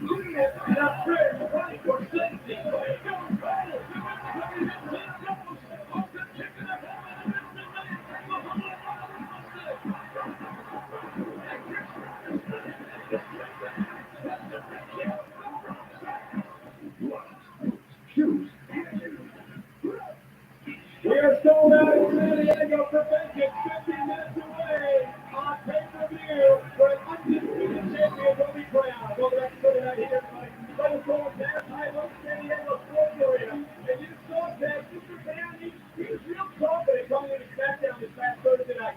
He believed he had plans so he wouldn't have to kick the Rock's backside. Yeah, he did, but Stone Cold Steve Austin threw a big taking out McMahon's boy, Angela, in the back, and you could see the wheels turning in the mind of Mr. McMahon. That was until Mr. McMahon's co-owner, Ric Flair, his business partner, would come out to the stage. Ric Flair said, no one else can interfere. No one can help you out of this, Mr. McMahon, because if they do, they're automatically suspended. Well, Mr. McMahon was in deep trouble. Come on, check this down on your knees. And now it's time for the people's act. Oh, man. There's a promo goal that side. Oh, that's that side. That's the other together. You know what, Vince? Your lips are not good enough to kiss the people's ass. The ass you're going to kiss is going to be a slobber knocker.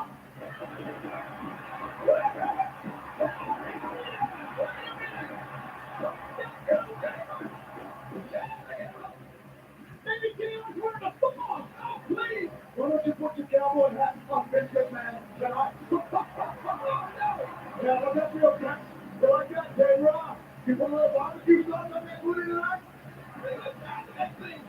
Whoa, whoa, whoa. Vince, you're not going to kiss him off of that. No. You want to get something else in mind. Jim Ross. Don't take a seat over in the next position. Vince McMahon. You're going to like this. You don't realize you're going to kiss. It's going to give you nothing but satisfaction. Oh, yeah! This is going to be super right here. Oh, my God. And Vince is loving it. You want to adjust it? Make it. Move it up. All right. Oh, make it. Wait a minute. This is going to be true. Yeah.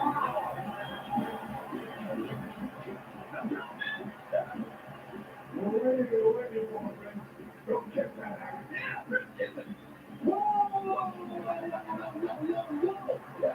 What in the blue hell do you think you're doing, you sick freak? No. You want just got another plan. It's not the ass you're going to kiss. Just go take a seat over there and find your mouth position. You're not going to kiss the rock's ass. You're going to kiss the rock's ass. You're not going to kiss Fish's ass. There is one ass that the rock has chosen, especially for you. Time! Oh my God! Oh my God! Look at the Rikishi! Rikishi's back! Look at the size of that ass! That thing will follow me home! He's gonna lose his lunch, breakfast, and dinner! Oh, look at where that! Look at Rikishi! Hold the Mr. McMahon! I think Rikishi's gonna back up for him!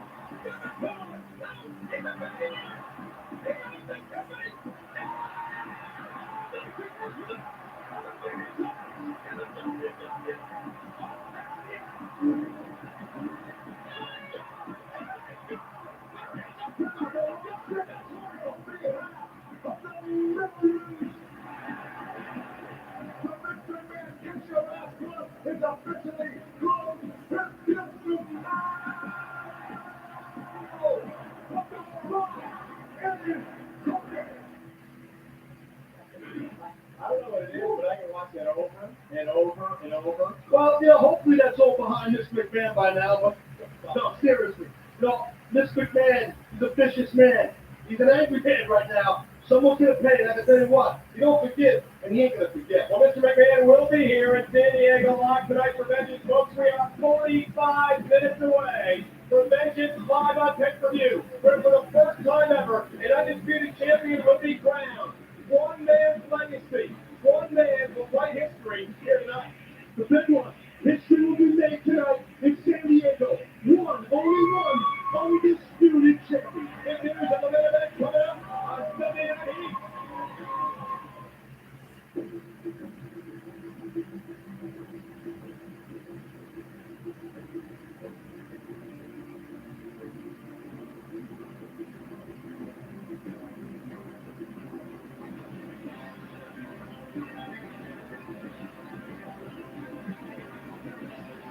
One great company, one great champion.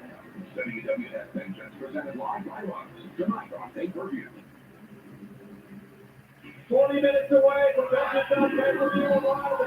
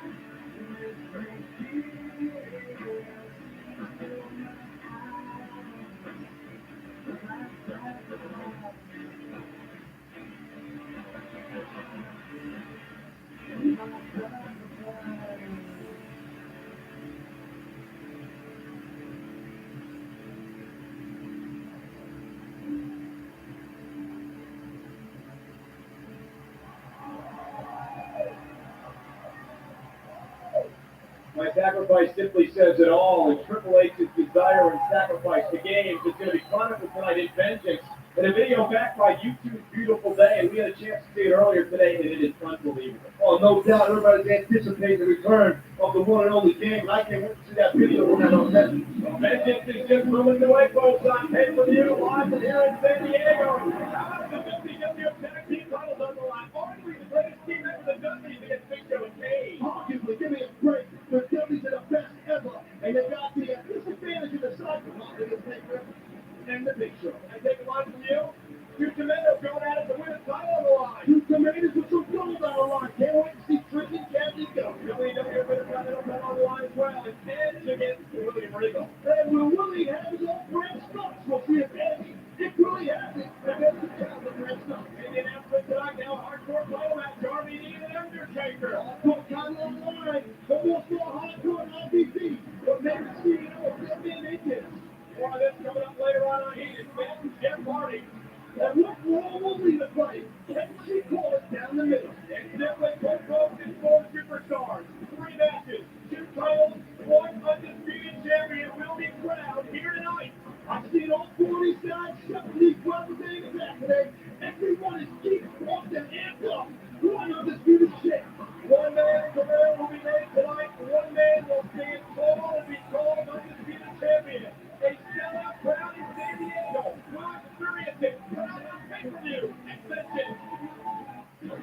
Yeah, that's straight by Jennifer. That's a theme music for Vegas. Really good stuff. I just picked up the CD. We're live in San Diego for Sunday Night Heat on MTV. Just moments away from Vengeance on pay-per-view. And Dad, don't tell you something. I know you got that early flight yesterday to get out here in San Diego because you wanted to see Triple H and Mad TV last night. I jumped on my brand new private orange and black jet. I got out here early, wanted to check out the game. Yeah, you know, we should have decided the game on Mad TV. The game was hilarious. It was great stuff. I did a commercial. I got my little orange and black jet. Well, what did he do for Triple H last night? Special guest host for Mad TV.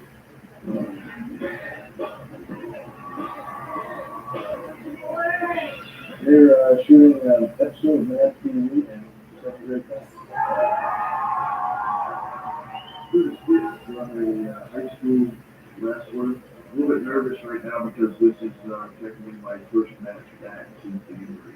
Well, the food of the coach.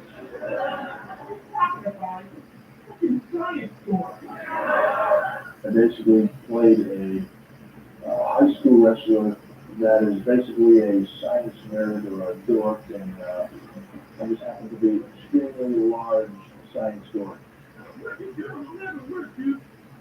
It's the scientifically proven ability of breast space. Oh yeah? Well, I'm about to scientifically prove your ass. It's the physical concept is extremely funny, and he's like the nicest guy to work with. Triple H's performance is excellent. He's fully surprised the whole cast. Triple H is an excellent. See? Oh, I'm a good wrestler. I'm big. That's it. Get him off my chest.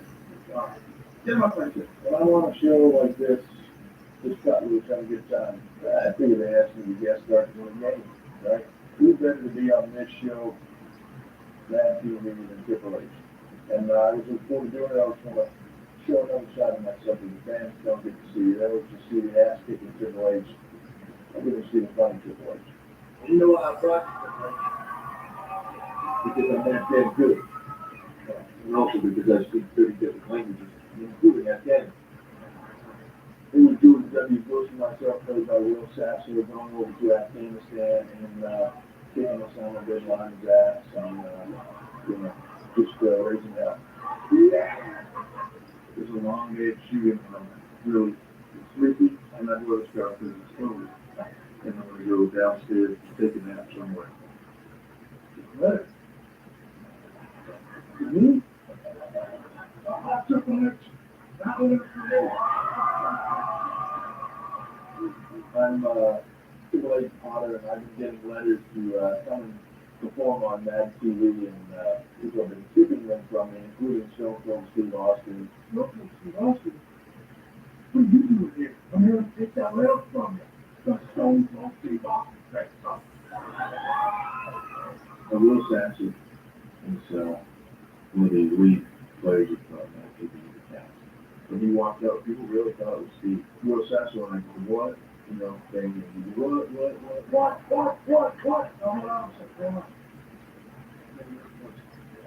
Yeah, it was pretty funny. Well, if I were to critique my own impression, I'd say that my impression of Stone Cold is very good to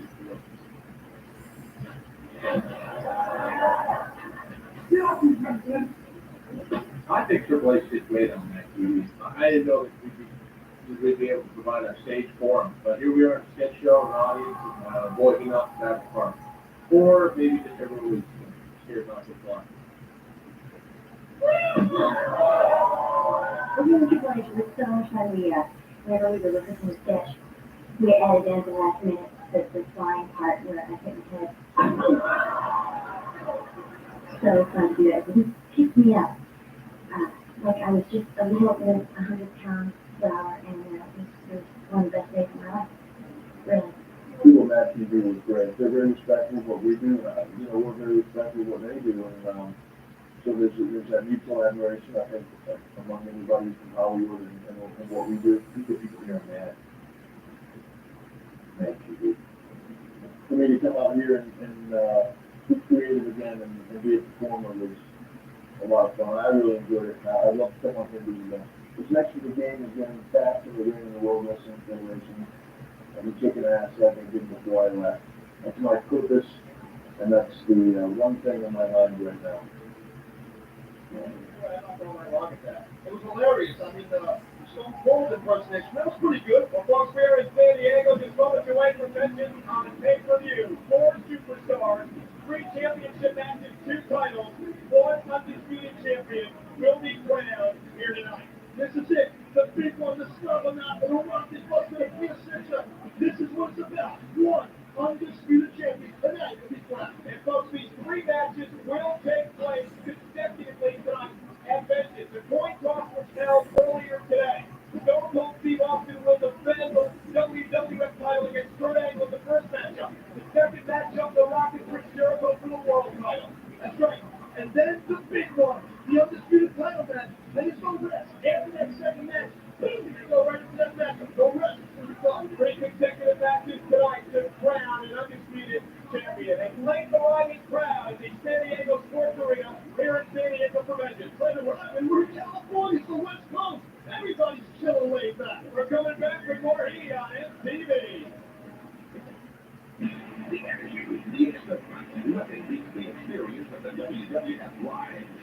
Tomorrow night, the Arrowhead Pod hosts WWF Raw. Tuesday night, we rock the Centennial Garden Arena.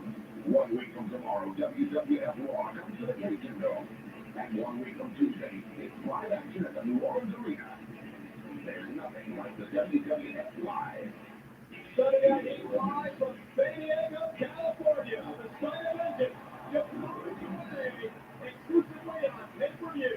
And he is brought to you by Truth. He's got knowledge, pass it on. It's Fake Truth. And by Victor's Fletcher.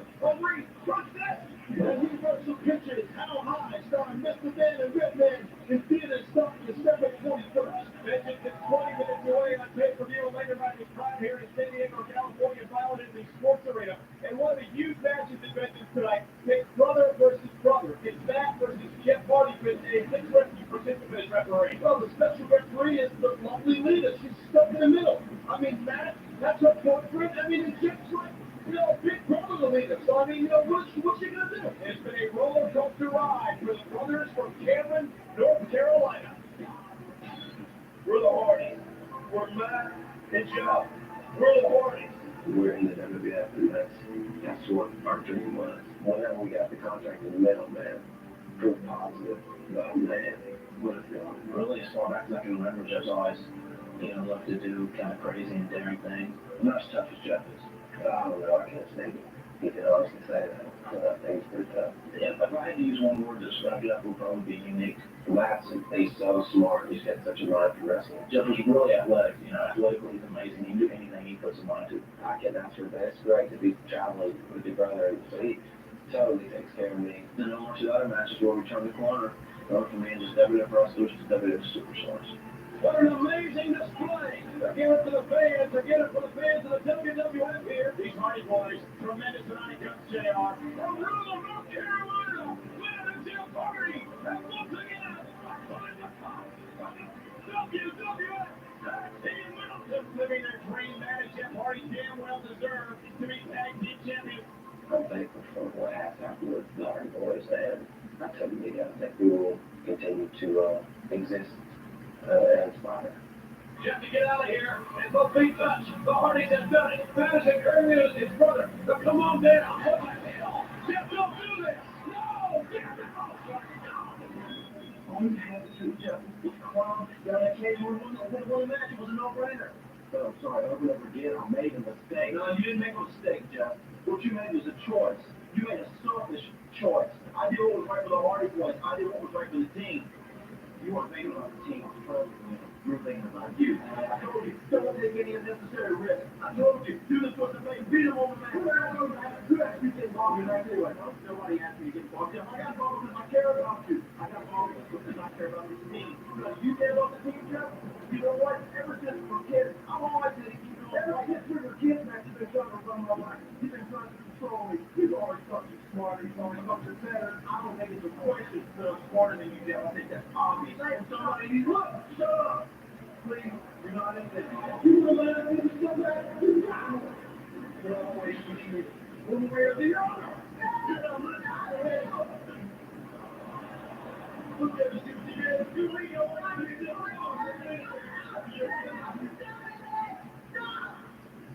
Why are you taking this on? You love me. You will take it on time regardless. I'm not taking anyone's side. Well, you'll be the referee of the match. And we'll see whose side you're on. Matt and Jeff Hardy are definitely not on the same page. They are not reading the same book. But they can sell it all as vengeance one-on-one. Brother against brother. Brother. Jeff Hardy versus Jeff Hardy. One-on-one tonight at Vengeance on pay-per-view. Lita is the special guest referee. And now my question for you is this. Can Lita remain impartial, realizing that Matt Hardy is indeed her boyfriend? I don't know. I don't have the answer. But the big question is, can Lita do it? Can she call it right down the middle? I don't think she can. I don't know what's going to happen. If Jeff has Matt covered, is Lita going to go 1, 2, 3? Or, I don't know. Maybe legal cover Matt. Matt Hardy versus Jeff Hardy tonight at Vengeance. Standing by in the back. Here is the coach. Well, Kurt Angle, despite the recent events this past seems to be in a pretty good mood here tonight. You're damn right I am. And why shouldn't I be? Because tonight, your Olympic hero is going to become the undisputed champion. In case you haven't heard, there's a point class for you today. The matches are to go fast and fast and fast. And my match happens to be up first against Stone Cold Steve Austin. And after I take out Austin, I'm going to sit back and relax and watch Rock and Jericho beat the hell out of each other. And then I'm just going to walk down there, pick up the bone, and finish the job, and become the undisputed champion. And there will be no disputing on who the best man is. Get it? Disputing, undisputed world champion. Shut up.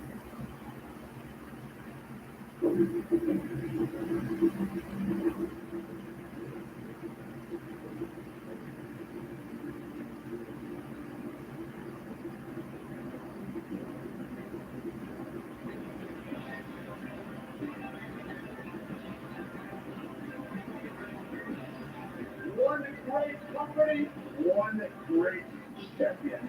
WWF Reinventing presented live by us. Next on pay-per-view. Love Boots and Shoes presents live from the Soul Out San Diego Sports Arena, and it is next only on pay-per-view. Love Boots and Shoes open up to handle anything.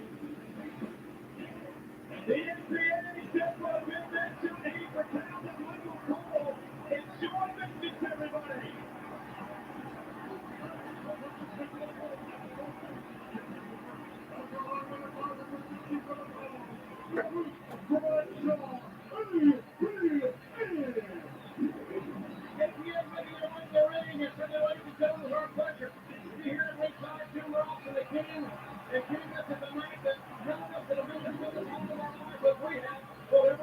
This is going to be a historic night.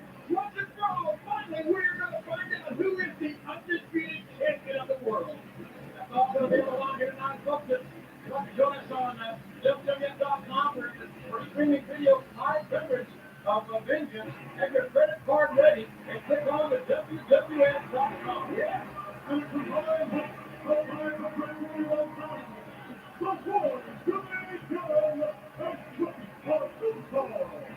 One of the newest tag teams of the World Wrestling Federation, really just took on one of the most established tag teams in the WWF, the APA. Two very popular teams.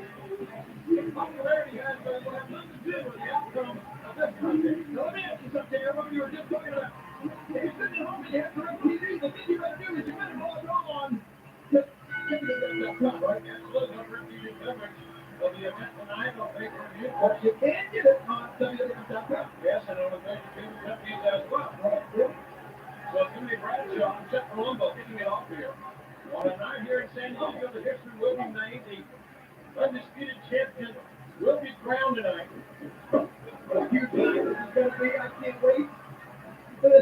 Not only is that championship going to be crowned, but there's another championship that's going to get taken tonight. I'm talking about three. Oh my gosh, they are. There's going to be the WWF Cruiserweight tonight.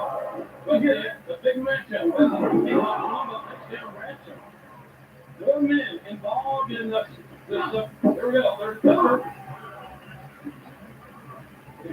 These guys, the APA, they're huge, but this stuff. Uh-oh, he's so cool. He's no small guy himself. Oh, but look at the screen there. Bradshaw. Well, look at the corn by down goes the Lord Billy Gunn. Well, I tell you what. Stone Cold the Rock. Y2J Carter, one of those 4 men. Will be the undisputed champion tonight. There's another number and another near fall created by the APA. What do you think they're going through those 4 minds right now, JR? All of them have an equal opportunity tonight. According to the historians, the World Championship picture really started keeping score about 1905. And by 1932, it was really 4 men claimed to be the champion of the world. Well, I know that in 1988, I was the AWA World Champion, and Brian had a match against Chris Fire, trying to unify the top, but they didn't include everybody. You know, this is the first time that they're one undisputed champion of the world. Started by the 60s, the WWF, the NWA, and the AWA all recognizing their own champion. As you mentioned, he was an AWA champion in the late 80s.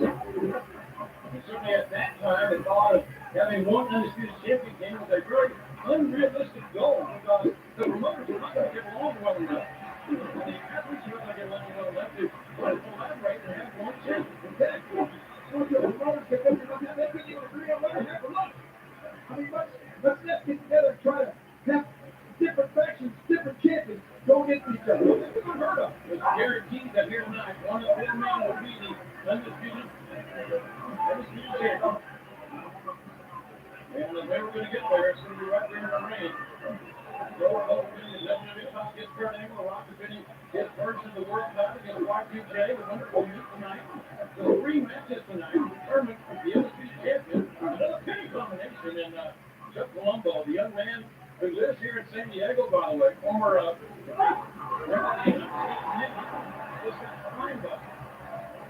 by the number 4 State football All-American Farouk. Ron Simmons and Bradshaw really willing and able to take the back. So you got that right. And what got a gun? He's wanting in there. He's wanting in up there backing right now. He's going to get it. And that breaks on Rick Simmons up from vertical. He gets one down. No doubt about it. He wants the brawl. We can back up that way. Here comes Colombo to break it up. And thank you for Colombo.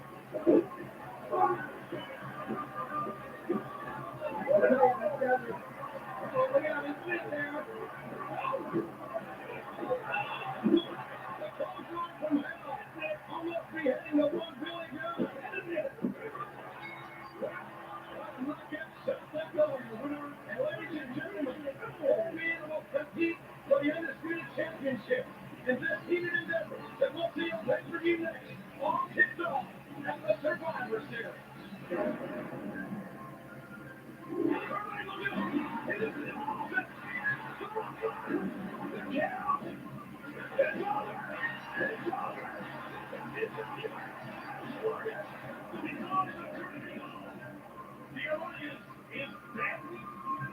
We need a champion with class. We need Kurt Angle as the World Wrestling Federation champion. To be here. So now we got the distinct honor of stripping him of the World Wrestling Federation championship. In the absence of that, Kurt, allow me, as the sole owner of the World Wrestling Federation, allow me to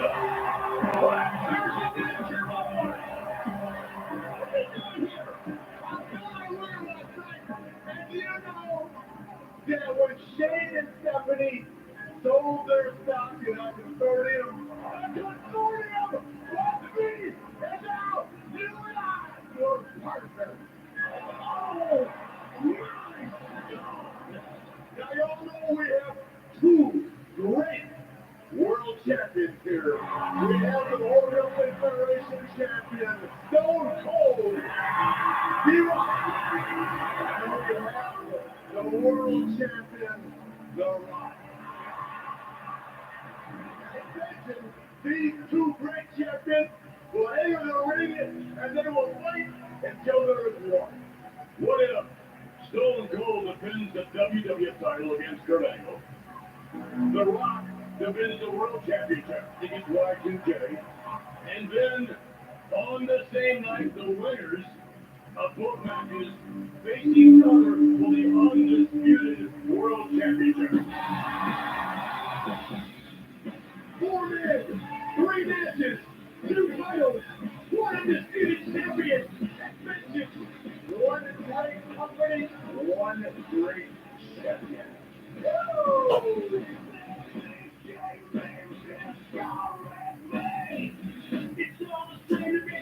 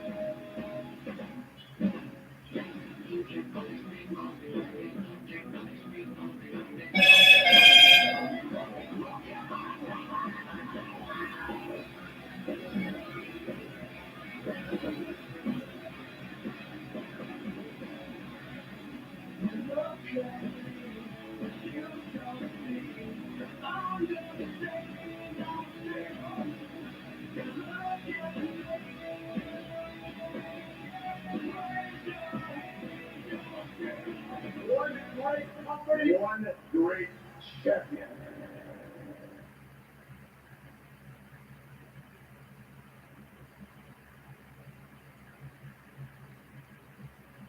That delicious omelet was microwaved? Get out of here. Everybody's a skeptic. Paper money.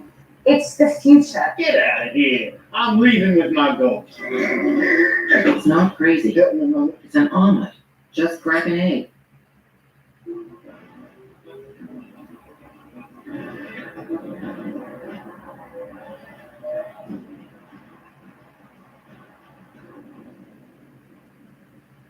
It is a perverse, satanic, vile, diabolical, hell in a cell. Over 2 tons of unforgiving steel. Satanic. We're going to see 16 for the first time in history. Inside hell in a cell with the World Wrestling Federation title on the line. Only a sadist. Like Mick Foley, only someone with a demented, twisted mind could take 6 WWF superstars and put them into the most collected match ever. I look at a lot of these guys in Hell in a Cell match. So that was the investment in going in there. I want to protect my investment, all right? Linda McMahon is here tonight, King! She is the one who appointed Mick Foley commissioner! I absolutely respect your opinion relative to this Hell in a Cell match. But I also respect Nick's. Hell in a Cell. People are going to be hurt, but I take full responsibility. Injuries are a part of the game. But you have my word that if anybody becomes seriously injured inside that Hell in a Cell, not only will I take full responsibility, but I'll resign as WWF Commissioner. I can't believe after all the humiliation I suffered Monday night that you come out here and publicly embarrass me by supporting Commissioner Mick Foley. I'm not going to take it anymore. As far as my marriage is concerned, I want a divorce. I said I want a divorce. Get out of my ring. Walk out. Walk out. Walk out of my life. And never keep going. And don't you ever come back. You were never good enough for me. We're live outside the Birmingham Civic Center in Birmingham, Alabama. The Commissioner Mick Foley. Mr. Mick Foley, you talked about the Hell in a Cell match here tonight at Birmingham.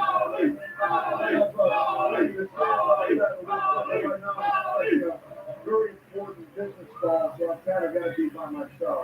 So, excuse me. Have a good day, though. It's a very important night for Commissioner Mick Foley. Plenty on his mind. He's flying from Armageddon. Next.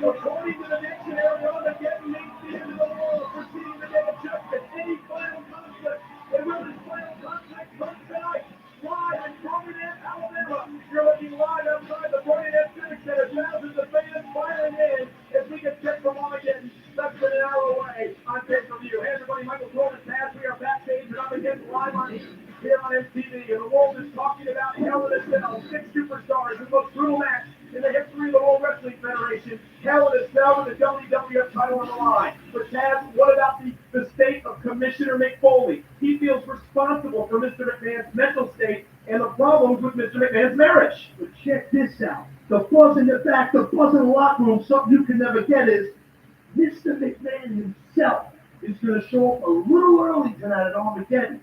And what's going to happen if him and Mick Foley go face to face? That's an interesting question as we get set for Hell in a Cell. 6-man inside a 20-foot high cell with the title on the line. 3 words, in my opinion, describe Hell in a Cell. Intense, legal, pain.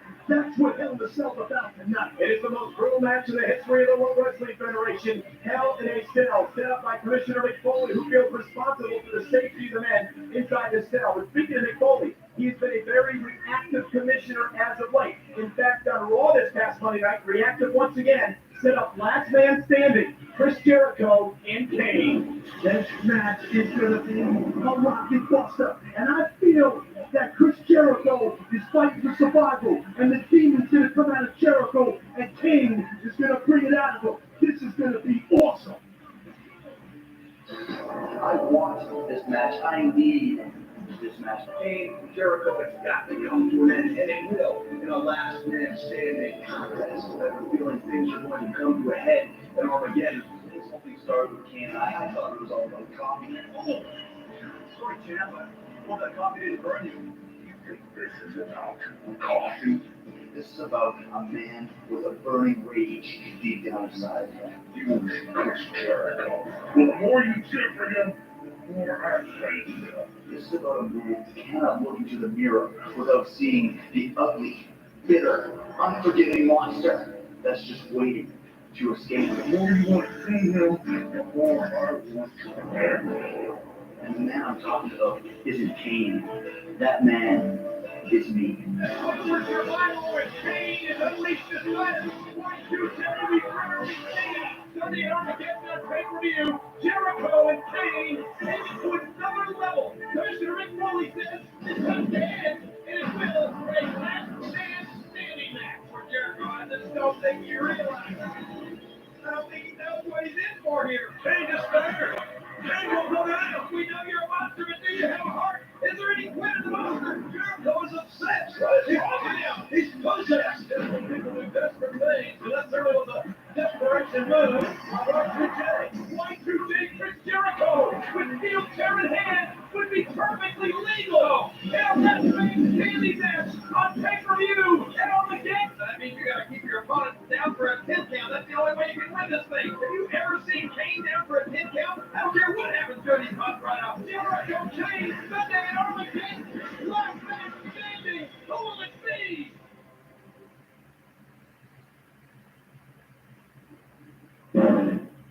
Kane, tonight you go against Chris Jericho in a last man standing match, and I'll...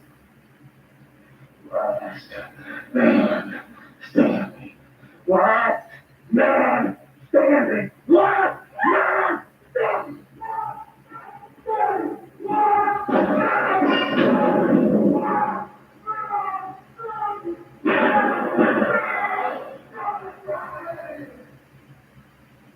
Oh my God, I think the word focus is what Kane is tonight. Jericho Kane, last man standing. The rules are simple. You win when your opponent cannot get up. Check this out. No, I was on SmackDown this past week, right? That's right, you were, weren't you? Yeah, I'm trying to cut a deal with this Ashlyn Kutcher guy. Oh yeah, the car, dude, where's my car? Yeah, that guy. Check this out. I try to cut this deal, try to hook up with numbers. He got all of an attitude. Got an attitude as a Christian. Check it out what happened.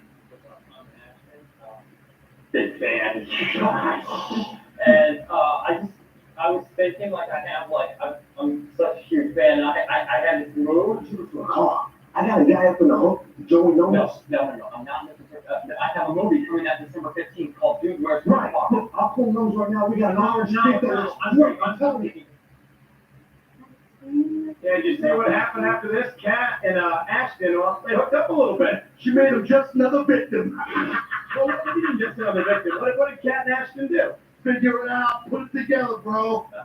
Well, Ashton starred Dude, Where's My Car? Sounds like a hot movie. I can't wait. Yeah, I'll go check it out. I like Ashton. He's cool.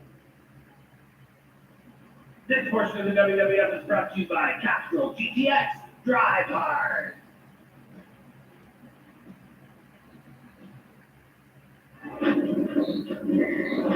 Guys, thank you very much. Hello again, everybody. I am the coach, and we're just hours away from Armageddon live this Sunday exclusively on pay-per-view. And history will be made. The most dangerous match in the WWF. Hell in a Cell. Get this. It's 6 men inside the Hell in a Cell. World Wrestling Federation title is on the line. The Rock, Stone Cold Steve Austin, The Undertaker, Triple H, Kurt Angle, and Rikishi all inside the Hell in a Cell. You won't believe how Rikishi feels about this match. You asked me how I feel. For once in Rikishi's life, I I feel nervous stepping into the ring with these 5 top superstars of the World Wrestling Federation, going for one World Wrestling Federation title. And you know what? Hell in the Cell match, Rikishi comes out on top for once in his life. As Mick Foley said on Raw, careers could be made, careers could be ended this Sunday at Armageddon. Armageddon is live this Sunday exclusively on pay-per-view.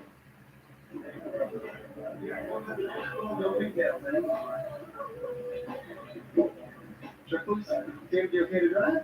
Yeah, I only had a couple of drinks. I'm fine.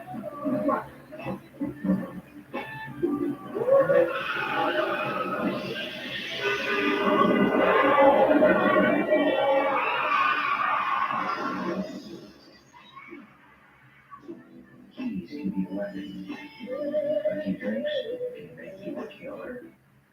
It used to be that just Fridays were casual. Now it can start Monday and go all week. To some, this means anything goes. To us, it means tailored pants, sport coat, knit shirt, even suits when done right. The trick is in knowing what works and what doesn't. Or better yet, a place that does. At Wars, we don't take dressing casually. Casually. Well made, well priced, well dressed. Wars. Engine, check. Fuel oil, check. Tires, check. Helmet, check. Okay, aerodynamic is not. I sure can make some tracks. Mickey Speedway USA. 60 magical tracks, 4-player action. Mickey, Donald, and the whole Disney crew. perfect.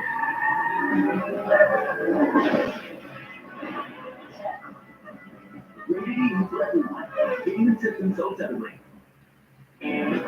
She's a real beauty, and she never bugs you about spending so much time with the guys. She never complains about you watching football. She thinks a little gas is a good thing, and if she isn't a she after all, here's to the perfect relationship. Here's how to keep it that way.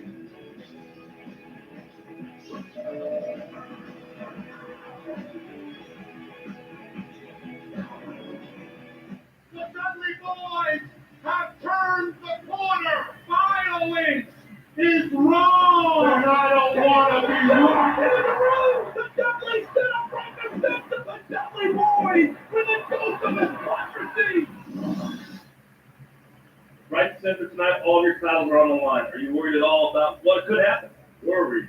Listen here, Coach. As long as truth is on our side, we have no worries. Worries? No worries.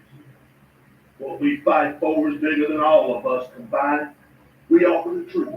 We would offer it to you. We offer it to the Dudleys. They would pay us with a cold knife to our back. Tonight, the wicked shall not. Tonight, we will continue to fight the good fight. Nothing will change in my match with Trish Stratus and Molly Holly. China, you spit in the face of morality when you pose nude for Playboy, and you spit in the face of morality each and every time you claim to stand up for a woman's rights. Well, tonight, I will show you exactly how wrong you really are. And it is for their own good.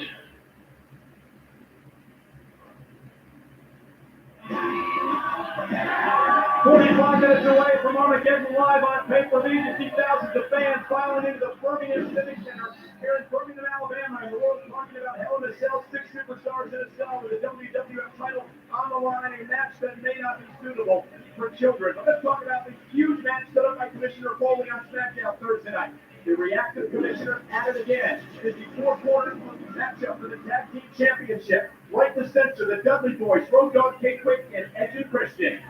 Some may say the right to censor's got a little score to settle with them damn Dudleys. That match is going to be awesome stuff. And by the way, you know what? I was over early today at that Slavanaka barbecue tailgate. Oh yeah, you were at the tailgate party. Yeah, I went over there to help JR out a little bit. Gave one of my special recipes for How do you know about barbecue in Red Hook? Oh, in Brooklyn, we barbecue everything. Pigeons, rats, roaches, all sorts of stuff. Check this out. Well, this was outside here in the parking lot of the Birmingham Civic Center, the big tailgate party, the Slobberknocker tailgate party. JR, special recipe for you. Bobby Barusso's backyard barbecue sauce, lemonade to the 13th power. First thing you need, for Pepsi. Pour it in there. There's thousand, whatever the sauce is, mustard. Pay attention, JR. This pink gimmick, you some of that. The bottle's good. Peanut butter. Key ingredient, but before we use JR's barbecue sauce, the cover. January 2001, who's on the cover? Yeah, you damn right. Boom, right in, right? Barbecue sauce, JR's barbecue sauce. Ah, good stuff. Let's make the drink. You know what? Red Hope will drink all this stuff. I had mine when I made it. That's all right. Ah, strong. Orange handles, bananas. You fold it up. You mix it up. You let it mix for a few seconds. It's all right. Don't worry about it. The mixer got jammed. I'll mix it for a few seconds. Mix it jams up. Boom, you stop it. You sure you want to do that? Yeah, I'm going to dip it in. I'm going to get something to drink. And I'm going to let you taste it, JR. It's really good stuff. I think I got to drive later. No, JR, look. Ah! The bomb, JR! Bobby Barusso's backyard lemonade, barbecue sauce to the 13th power. Go out, buy JR's barbecue sauce. Have a nice evening, and you too can be just another victim.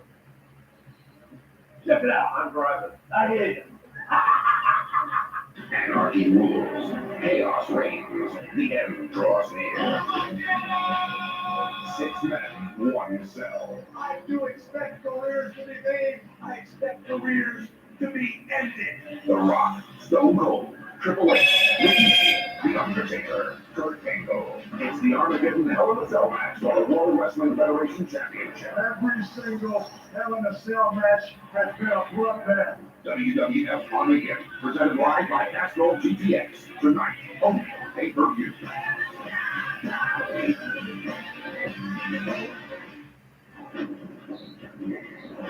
Guys, thank you very much. Hello again, everybody. I am Coach, and we're just hours away from Armageddon live this Sunday exclusively on pay-per-view. And history will be made. The most dangerous match in the WWF. Hell in a Cell. Get this. It's 6 men inside the Hell in a Cell. World Wrestling Federation title is on the line. The Rock, Stone Cold Steve Austin, The Undertaker, Triple H, Kurt Angle, and Rikishi all inside the Hell in a Cell. You won't believe how Rikishi feels about this match.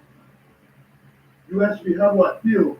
For once in Rikishi's life, I feel nervous stepping into the ring with the 5 top superstars of the World Wrestling Federation, going for 1 World Wrestling Federation title. And you know what? Hell in a Cell match, Rikishi comes out on top for once in his life. As Mick Foley said on Raw, careers could be made, careers could be ended this Sunday at Armageddon. Armageddon is live this Sunday exclusively on pay-per-view. Nelly's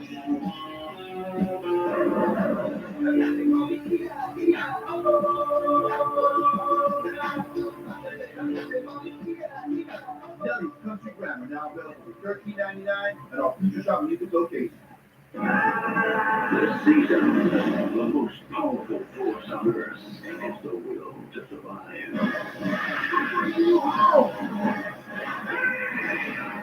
Physical limit.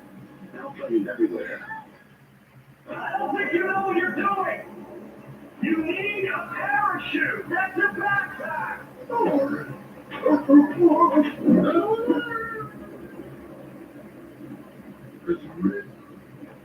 Banjo and Kazooie disconnected, now working individually and as a team to tackle the biggest adventure yet. Banjo Tooie, rated for everyone. Just remember, bear still the bird to fly.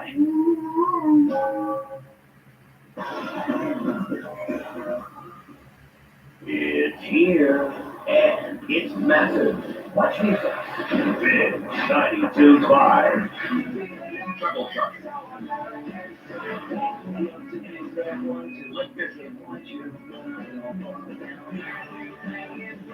Everclear. Red Hot Chili Peppers. Deftones. Watch music. Big Shiny 2.5. Size counts. On Earth now.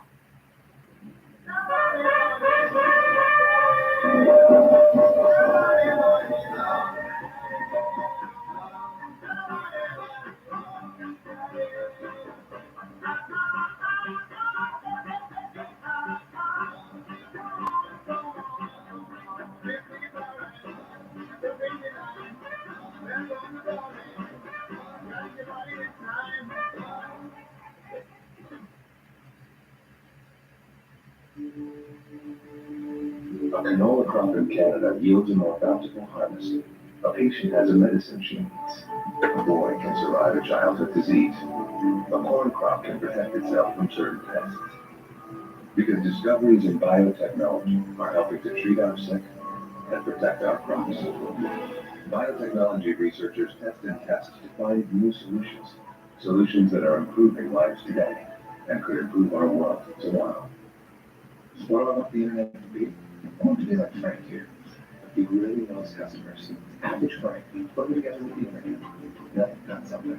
You know, I just want to do new business with us and people. You? Today, Untitled Networks is combining the power of the new high-performance internet with the tools your business needs to deliver stronger, more product-like e-business solutions. Come together!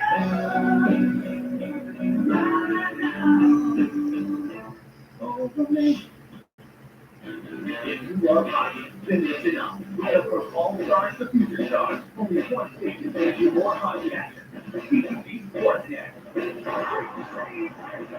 Every week, join host Jason and Fred Tiffany as the NHL top team and best players square off on the Fat Blue Tuesday Night Hockey. Number 600. And it's just getting goal with the Joe for CUI. The net is also home to regional coverage, including 34 Canucks games, 26 Olympics, 45 plays, 38 centers, plus national playoff coverage. But the NHL isn't the only multi-side coverage.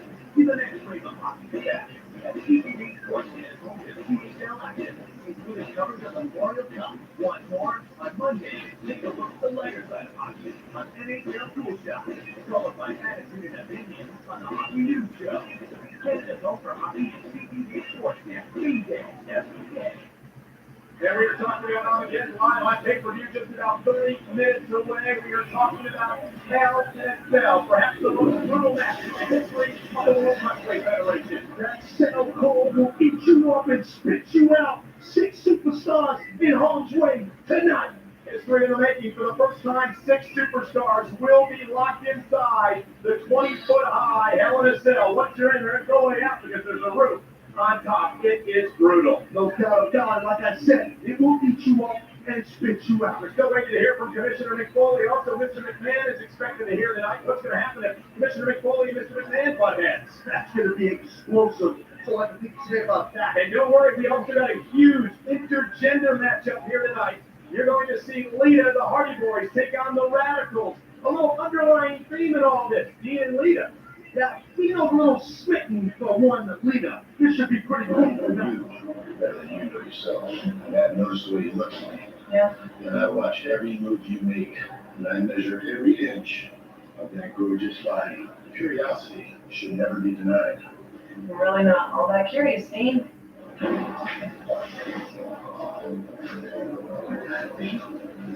Fever, it's just another rock.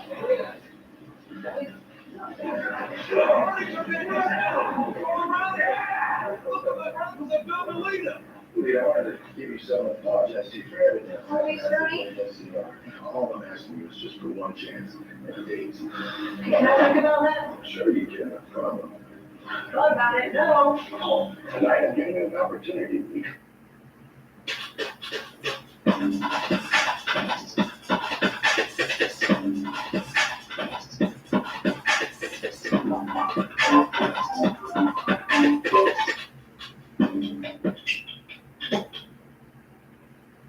Become the light heavyweight champion. Okay, keep talking. And if you win, you become the light heavyweight champion. I move on and forget about me and you ever happening. But You win. that's right, if I win, me and you, Thursday night, no SmackDown, maybe it'll be a dinner that you will never forget. Special match. Lita goes for urgent run up to walk. Malenko's got the submission on, and Lita's got a tap off. And Malenko's successful, and now we have a date. Phone call. Guys, she's in good hands. Tonight, very good hands. Tonight will be a night you will never forget. Maybe Dean, I'll be a night you'll never forget. Enough of the games, Lita. You can't deny your feelings for me. You know as well as I do there's chemistry between us. Dean, you are right. I am so attracted to everything about you, and I want you, Dean. I want you now. Where's that? Ever since you approached me, I just wanted to ask one question. How's your wife feel about that? What? As far as my wife is concerned, let that go for now. Hello, baby. Just what you What's that?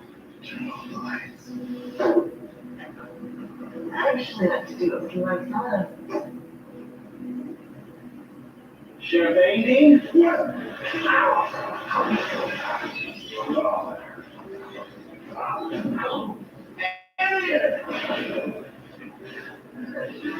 told you I could do, like you'd never forget, Dean.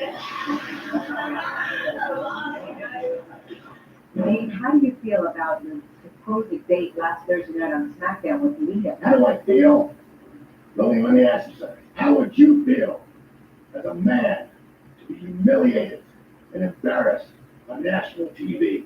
You know, I gave her an opportunity of a lifetime, an opportunity to grow as a woman, an opportunity to be with a man, not any man, this man. And what does she do? She turns around and walks away with 2 boys and leaves a man standing. She brings in my wife. Tonight, she will be the one who will be humiliated. That's great, Mommy. You know this about the hard and sweet daughter you got to draw. The radical trading and Commissioner McFoley. Hey, Cole, I want you to get that phone call he was waiting on earlier. Commissioner Foley said he's expecting an important phone call tonight. I got my friends all down on the 25th. Slip a little warm liquid up inside my egg. You know, self-tap, round quick. Like us, keep pulling on flags and straight ahead on. Ticket to got some big grits up. On the name of the bank was I'm a shaker, make a reindeer man. All the snow can birth to a visit of white trails up the motel. Shuffle down my 505 8 of my heart. The hot play 4 days lined up. It's hugs, peace and joy.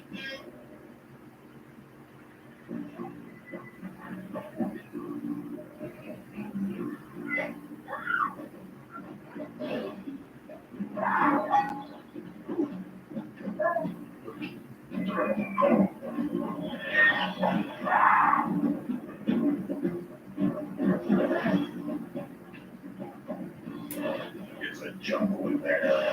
Donkey Kong Country rated E for everyone on Game Boy Color. Did it too.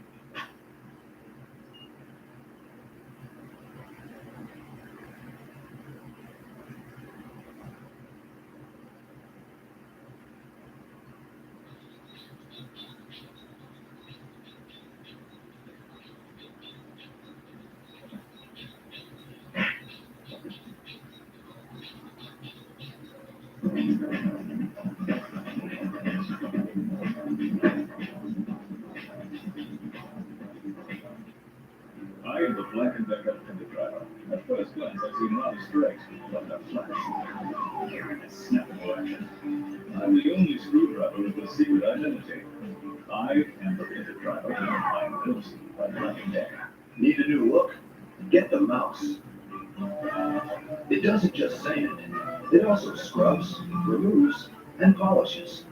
It's a whole new breed of tool. The mouse, built by Black and Decker.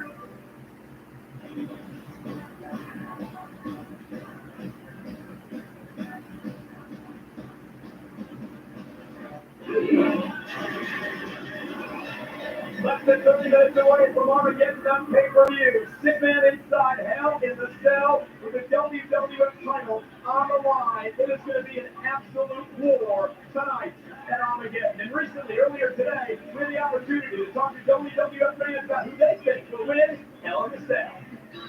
Kurt Angle said, because he is the Olympic champion. If he can dominate the Olympics, of course he can dominate the Hell in the Cell. I think Undertaker is definitely going to win a Hell in a Cell match tonight at Armageddon because he's done this twice. He knows what to do. He knows how to survive. He's going to win it all. I think Triple H is going to win because he is that damn good. It's got to be the Undertaker because he's an American badass and put up his biker. He's got to win. I think the game is going to win because he is over. I think Kurt Angle's going to win. He's an Olympic hero, gold medal. It's true. He's going to win. He's going to slam everyone. Even if he's with that big backside, no problem. I believe the Undertaker is going to win because he has the experience necessary And I don't think the decade of destruction is over just yet. As there's no doubt, The Undertaker definitely has the experience. I said it last week on Eagle. My pick, the American Badass. Taking it tonight, outside. I'll tell you what, only 5 men have ever competed in a Hell in the Cell matchup. 2 of those men no longer actively wrestle. That's a fact. You see, this cell is unforgiving. It's cold as ice. This thing will take years of a man's career. Tonight, I can feel a chill through my Brooklyn bones. Tonight, something bad's gonna happen. And I'm easy feeling here at the Birmingham County Civic Center as we get set for Armageddon, less than 30 minutes away on pay-per-view at Hell in the Cell. But speaking of The Undertaker, you know who The Undertaker's been hanging out with lately? Who? Limp Bizkit, your boys. I love Limp Bizkit. Undertaker and Limp Bizkit hanging out. Check this out, folks. You're not going to believe it.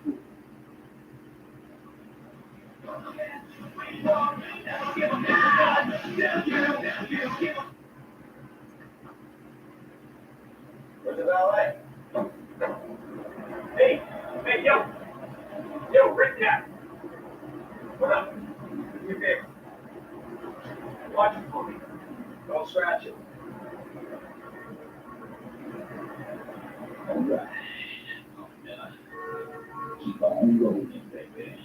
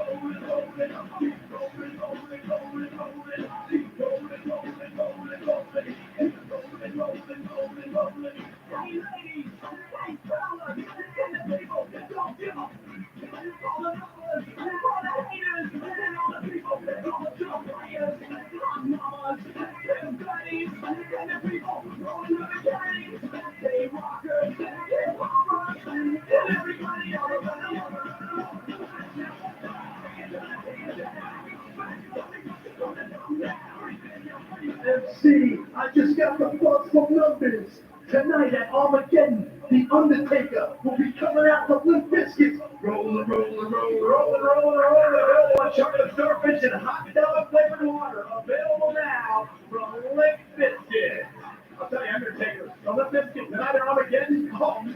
Rolling. Hey, check it out. It's Commissioner Mick Foley. He's still waiting for that phone call. There it is. That's what the duties do. began with year one. 1,000 years later, a new millennium was born. 1,000 years after that, a new dawn shall arise. This will be the end of the world as we know it.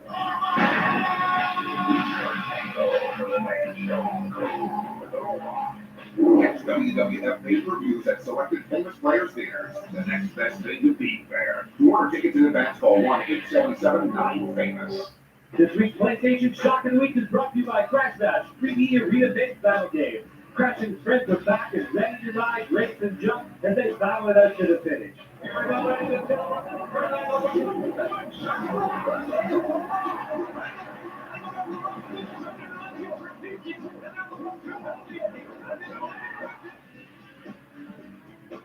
For exclusive Crash Bash, keep codes and game information, visit www.canada.com.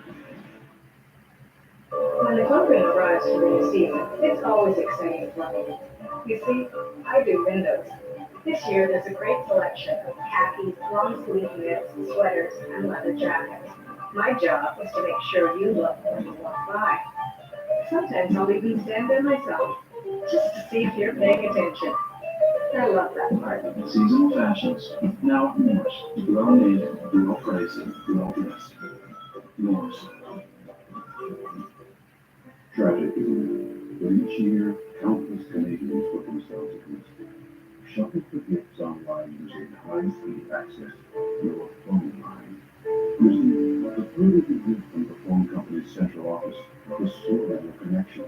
But you can stop the spread of download rumors. This holiday season, say no to the internet to your phone line and yes to lodges at home. Together, we can get stuff back. You got a friend. You got a friend. Someone you can't do to the end. Playing with the real llama isn't much fun. Playing with this llama is lots of fun. Disney's The Emperor's New Groove is now on PlayStation. Rated E for everyone. Game of Systems sold separately. It's here, and it's massive. Watch music. Big, shiny Tunes 5. Next month's money. Got you good band. 3 doors down. Stone Temple Pilots. The Bloodhound Gang. Watch music. Big, shiny Tunes 5. Size counts. Honor us now. Guys, thank you very much. Hello again, everybody. I am the coach, and we're just hours away from Armageddon Live this Sunday exclusively on pay-per-view. And history will be made. The most dangerous match in the WWF. Hell in a Cell. Get this. It's 6 men inside the Hell in a Cell. World Wrestling Federation title is on the line. The Rock, Stone Cold Steve Austin, The Undertaker, Triple H, Kurt Angle, and Rikishi all inside the Hell in a Cell. You won't believe how Rikishi feels about this match. You asked me how do I feel. For once in Rikishi's life, I feel nervous stepping into the ring with these 5 top superstars of the World Wrestling Federation going for one title. And you know what? Hell in the Cell match, Rikishi comes out on top for once in his life. As Mick Foley said on Raw, careers could be made, careers could be ended this Sunday at Armageddon. Armageddon is live this Sunday exclusively on pay. What could be worse than a 2x4 wrapped in barbed wire? I don't know. Anything could be worse. Oh my God. Oh my God. That 2x4 and barbed wire is burning. Honey, you better get out of there. You gotta go and fight or get that job. You gotta move. Captain just hit her in the face with that burning 2x4. Captain has to breathe and it's coming through tonight. Mick Foley taking it to Triple H at Hell in a Cell earlier this year. Mick Foley had been waiting for a phone call all night long here as commissioner. He got that phone call during the break. Yeah, I'm a little nervous about tonight, but I don't know. I have a feeling everything will, hopefully work its way out. Yeah. And thank you. Once again, thank you very much for your support. Okay. Yes. Who's Commissioner McFoley speaking to? Oh, thank you, mother. I have no idea, but I'll tell you what. Mr. McMahon himself, the man, is due here tonight. What's going to happen if him and Foley go face to face? Won't be a pretty scene. I'll tell you what is a pretty scene, though. How about Times Square, New York City, at WWF New York, Pat's house? That's right, a ton of fans there enjoying Armageddon set to get underway on pay-per-view. You know, Sunday Night Heat is live at WWF New York again next Sunday. But guess who's there tonight?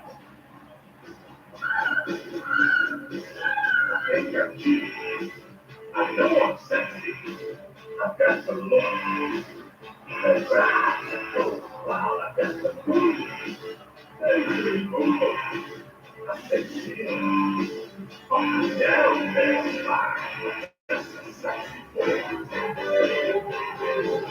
I'm not.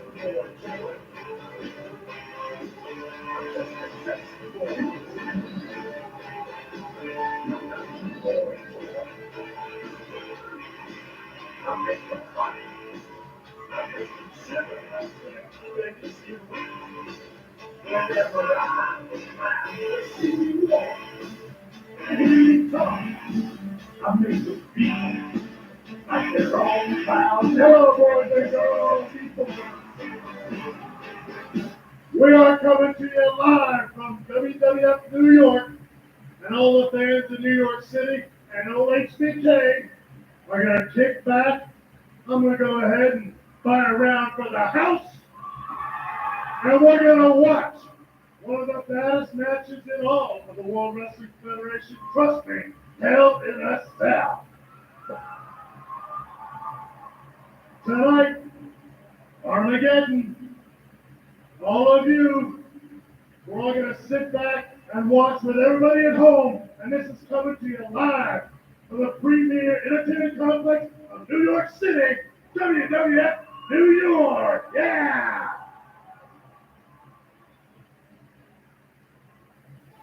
Now I'd like to break into a little my way.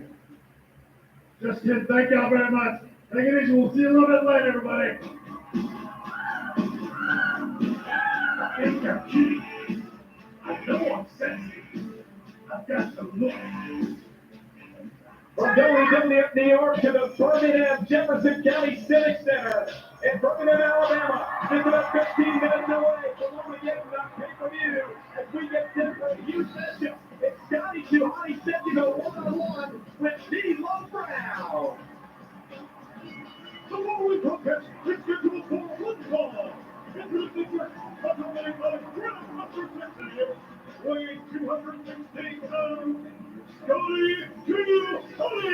Okay, as originally it was supposed to be a pay-per-view matchup. Steve Blackman is too cool to take on Lowdown, and Tiger Ali saying that Steve Blackman is ill. He has bleeding ulcers. So Commissioner McFoley, being the fan-friendly commissioner he is, well, he set up this big matchup on Heat. Scotty Too Hotty against D-Lo Brown. Wait a minute, man, friendly.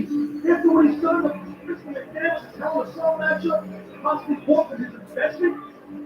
This is a big superstar. Accompanied by Tiger, Ali Zayn, and Chad. Weighing 267 pounds, D-Lo Brown. Well, Dennis, you got to take it to Lowdown. You got to give him credit. I mean, they've embraced Tiger Ali's big plays and hopes of getting on a winning streak here at the World Wrestling Federation. That'll call Hell in a Cell, moving above the ring here in Birmingham. Inside that cell tonight in Armageddon will be the six perhaps greatest superstars in the history of the World Wrestling Federation. Triple H, Rikishi, Kurt Angle, Stone Cold, The Rock, and The Undertaker, with Kurt Angle's World Wrestling Federation title on the line.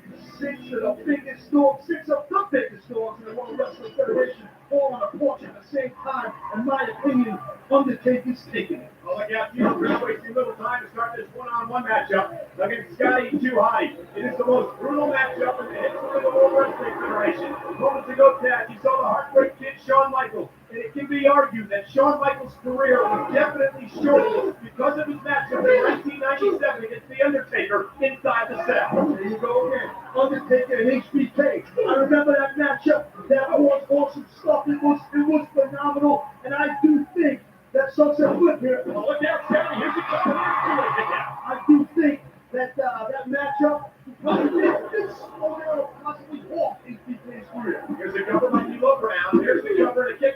Chapter 2. Commissioner McFarlane has said on a number of occasions that the cell made his career and ended his career. Well, yeah, and he must be a little bitter. So there he takes Triple H, Rikishi, Kurt Angle, The Rock, Undertaker, and Stone Cold Steve Austin, and puts them in the same danger. Oh, but these 6 guys, they love it. And I think they're down for tonight. Tonight is going to be awesome. There's something bad's going to happen, Cole. An uneasy feeling here in Birmingham. Thousands of fans still filing in for Armageddon just about 12 minutes away on pay-per-view. Hell in the Cell for the World Wrestling Federation title. We've talked about the Cell. You mentioned it, Ted. It keeps people up. It spits people out. Oh, yeah, what a counter by D'Lo Brown. The sky high as Scotty went for the Bulldog. The Cell is that steel mesh. It has a roof on top. That mesh can cut skin.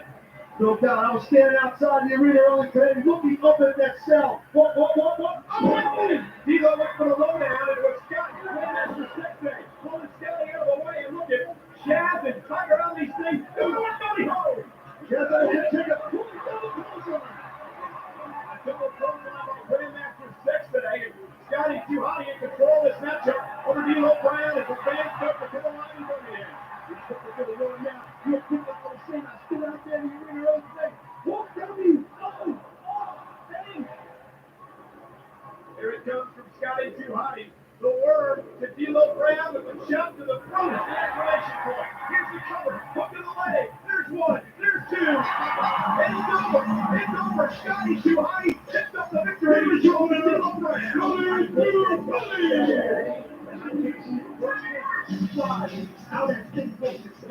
As he rolls along live from the side of Armageddon in Birmingham, guys, we're still waiting to hear from Commissioner McFarlane. What does Commissioner McFarlane have to say tonight? Who is he talking to in the telephone? Hopefully we'll find out coming up live on Heat. Anarchy rules. Chaos reigns. The end draws near. 6 men, 1 cell. I do expect careers to be made. I expect careers to be ended. The Rock, Stone Cold, Triple H, Rikishi, The Undertaker, Kurt Angle. It's the Armageddon Hell in a Cell match for the World Wrestling Federation Championship. Every single Hell in a Cell match has been a bloodbath. WWF Armageddon, presented live by Castro GTX. Next, only on pay-per-view.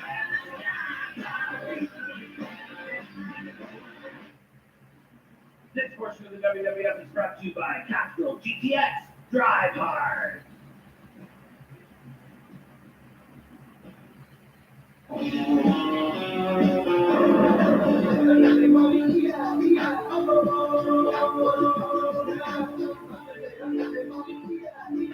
Nelly's Country Grammar now available for $13.99 at all Future Shop Music locations. You got a party, you got a friend, you are a friend, so much things you can't do to the end. Playing with the real llama isn't much fun. Playing with this llama is lots of fun. Disney's The Emperor's New Groove is now on PlayStation. Rated for everyone. Game system sold separately. PlayStation. Critics are blown away. Critical Limit is an incredible heart-stopping adventure. Strap yourself in and hold on tight. Vertical Limit. Now playing in theaters. Yeah, quality. Brilliant effort. A sublimely worked set piece.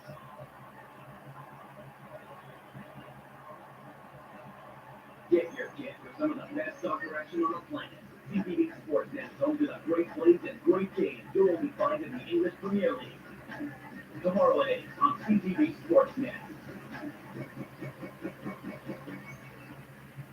This week's PlayStation Shock of the Week is brought to you by Crash Bash, 3D Arena based battle game. Crash and friends are back and ready to ride, race, and jump as they battle it out to the finish.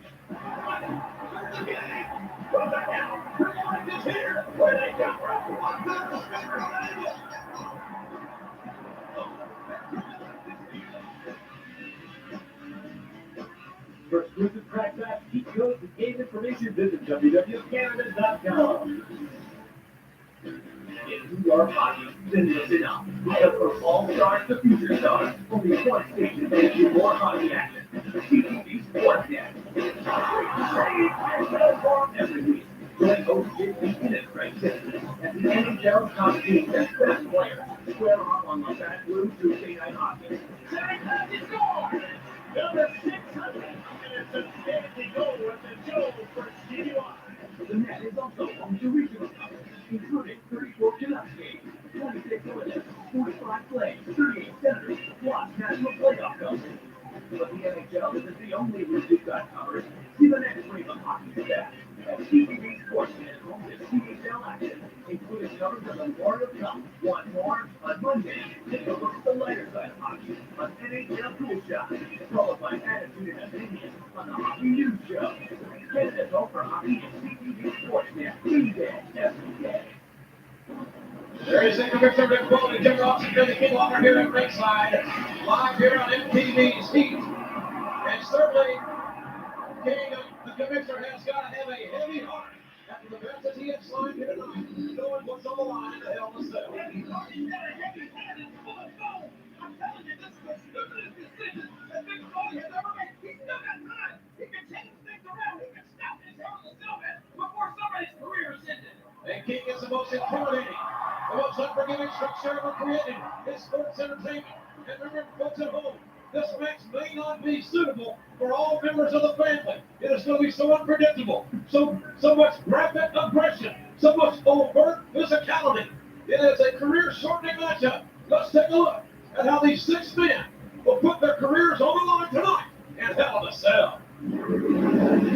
Well, let's face it. This year we have seen a multi-layered hit-and-run automobile accident. We have seen a man drop 40 feet in an automobile off of a forklift.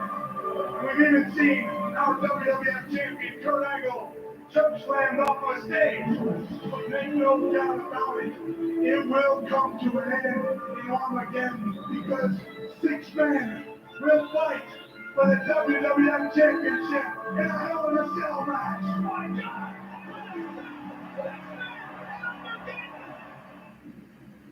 Mr. McLaren is here. He's here.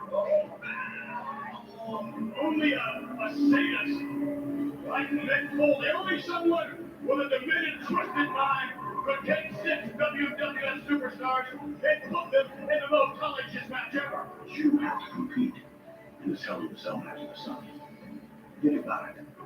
You've got more to lose than anyone else. You've been there before, of all people. You know what Hell in a Cell is all about. I don't like you in Hell in a Cell. I don't like a lot of these guys in Hell in a Cell match. So that was the investment, you going in there. I want to protect my investment, all right? No!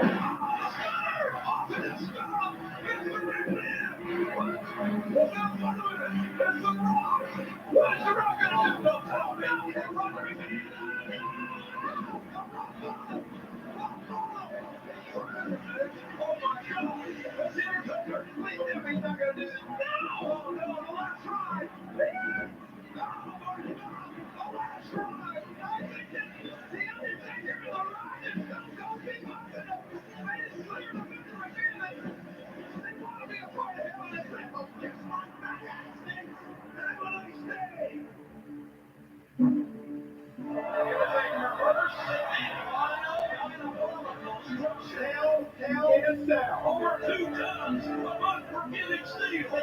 We're going to see 6 men for the first time in history.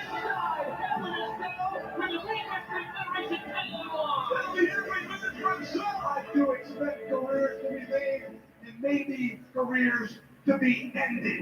Every man for himself. There will be suffering. There will be blood. It's going to be hell of a fight. The most dangerous match in the World Wrestling Federation's history.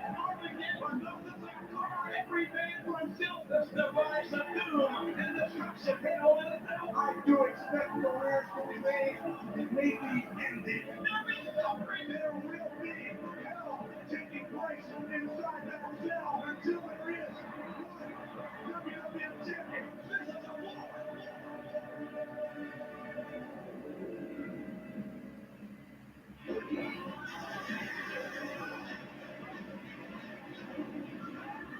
And it's going to happen right here in our own pay-per-view. pay-per-view. Again, this match may not be Super King. For all members of the family, you gotta believe we're gonna see graphic, aggressive, overt physicality. And look, man, if the can will walk out of the Hell in a Cell with a WWF title. Oh my God! And I tell you, that's serious. It's gonna be black. It's gonna be ugly. It's gonna be. Ladies and gentlemen, the commissioner of the World Wrestling Federation, Nick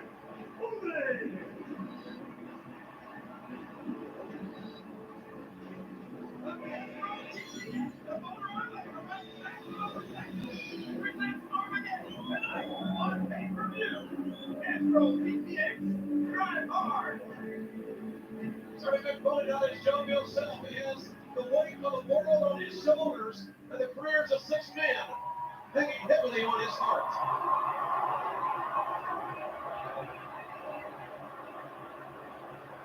I think I can say, in all modesty, that I've had a hell of a career here in the WWF. No doubt about that, man. Some really good matches. I wrote a #1 best-selling book. Hey, the King and I even wrote a best-selling children's Christmas book. In addition, I think I've been a pretty damn good WWF commissioner. Well, I don't know if I can agree with that or not, they are. But no matter what I have done in the past, no matter what I will ever accomplish in the future, my name will forever be linked with one match, the Hell in a Cell. That I can agree with. That's fact. What's going to happen here? Undertaker's fighting back. He's fighting back. Never had a mother, folks. And I know what's going to do a bit. Oh, my God.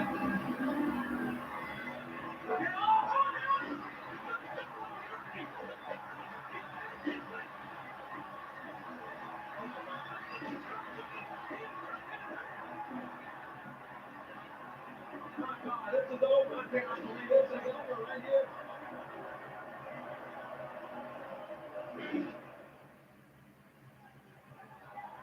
Wow.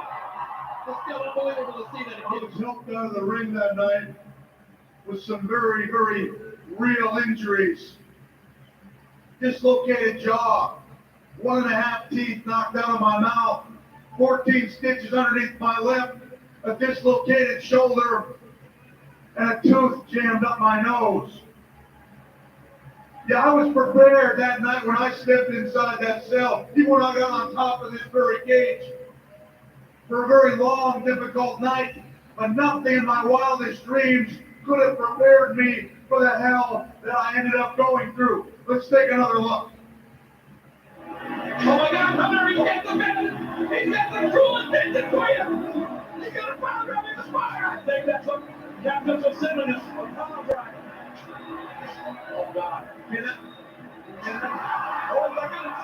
Oh my God. With the look of God. He's through. The brain's through. They kept this guy.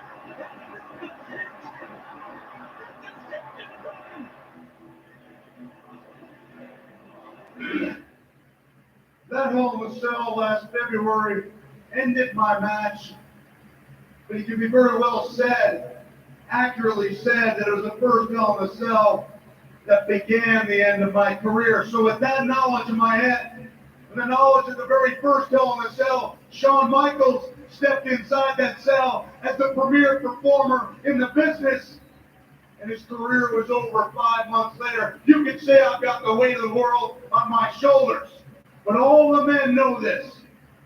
Linda McMahon knows this, and she supports my decision, but Linda remains very concerned, which is why I will live up to my word.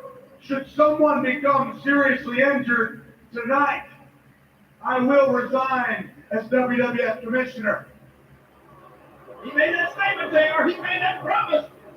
But I think what we have in our hands is one hell of a Hell in a Cell right here in Birmingham, Alabama. But if I'm wrong, I'll step down as WWF Commissioner. Have a nice day. Well, Mick Foley's, this commissioner, his career, the front office on the line, the Foley for his key, the physicality, the livelihood of 6 men who will be at stake tonight. Inside that demonic, hell in a cell. Don't let that man fool you, JR. He knows what he's doing. He's a bitter man. You saw it right with your own eyes. His career was ending. Yeah, hell in a cell, man. And I think that Mick Foley wants to see some of these other great superstars. Careers might have just like him. He wants to see somebody's career ending tonight. Well, I don't know about that. All I know is that this is not going to be below weekend heart. 6 men, the first time in WWF history that 6 men will step inside the demonic hell in a cell.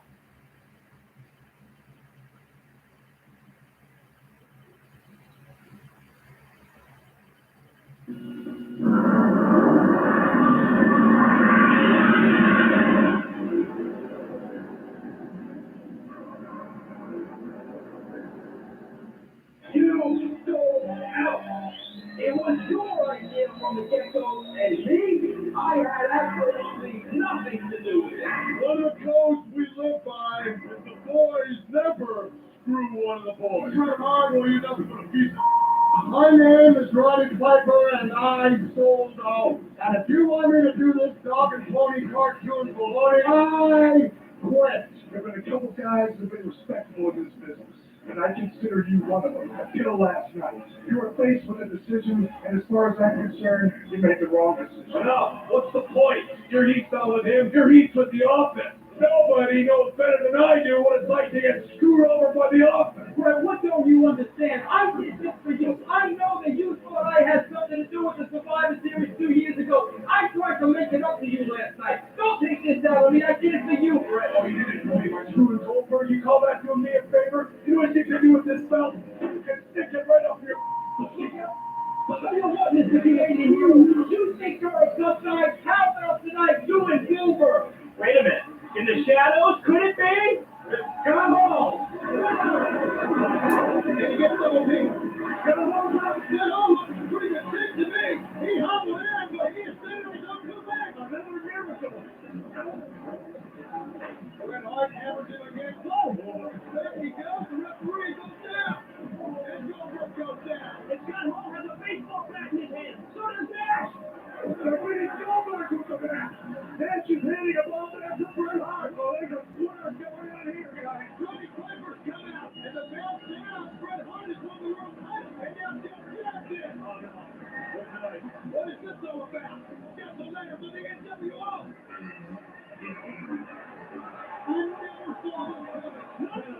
You getting so bland and back together. Happy holidays, everyone, and welcome to Thunder.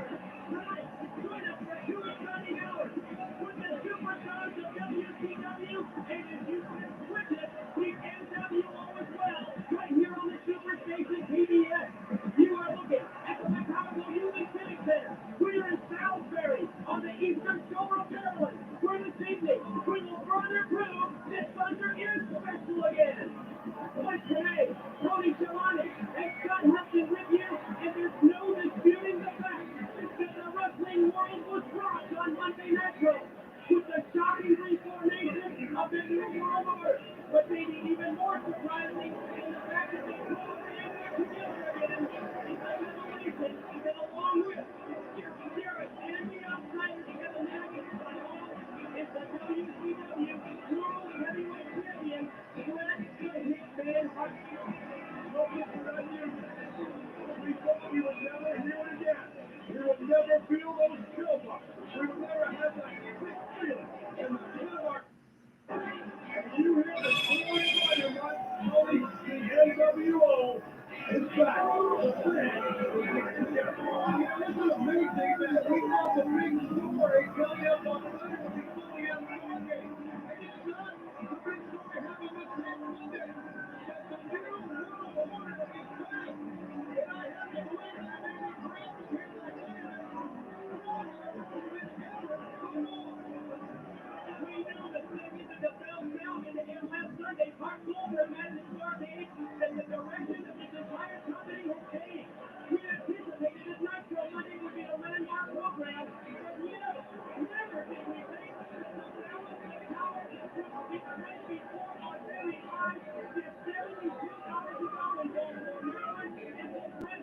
Would be Trey Goldberg and Benoit and everybody at WCW. Hey, what you like all this, Cole? Isn't that nice voice? That's pretty sweet. Don't go there. No, Brett, it's too sweet. Hurry up, Oh, I couldn't have made it any more black and white.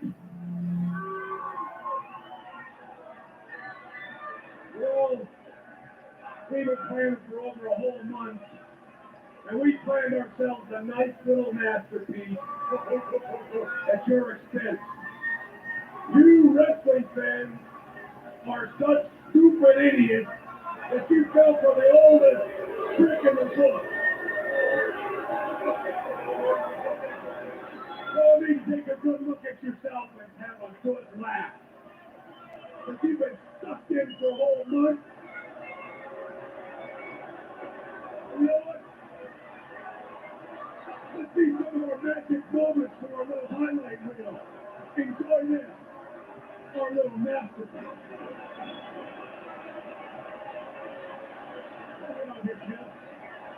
Oh, blood, I'm so injured. I didn't see what happened. My leg is killing me. I should have done Academy Warfare. You know, I learned this tactic from Wilson Dub, and you should appreciate that.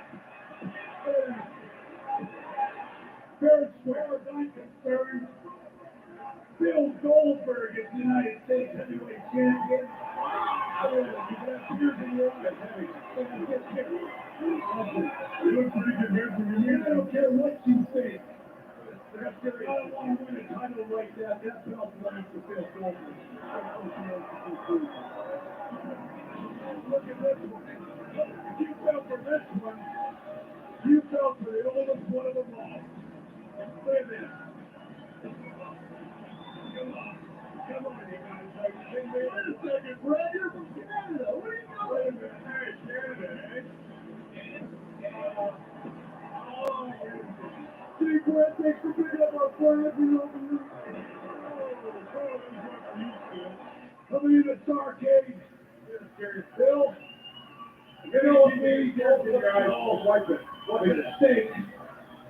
There's going to be one man that's going to walk out Starcade. And I just want to say right here, right now, that I wish you all the best. And may the best man win. In Starcade, we're going to find out the truth. If you don't want to do it, we can do it the hard way.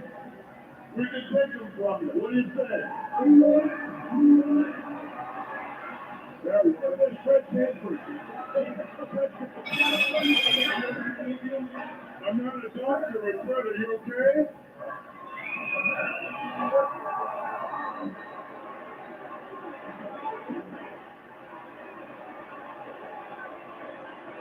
Oh, I didn't hurt it. Please cover me. This is getting pathetic. Come on, Kevin. All the people got screwed. Let's get out.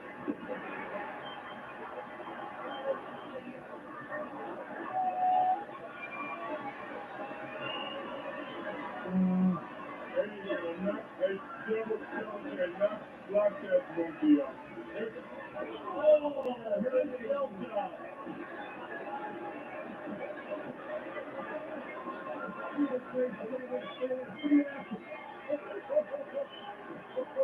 That was better than Shawn Michaels. You know, that was the best. That was the best. How do you say that? Too sweet?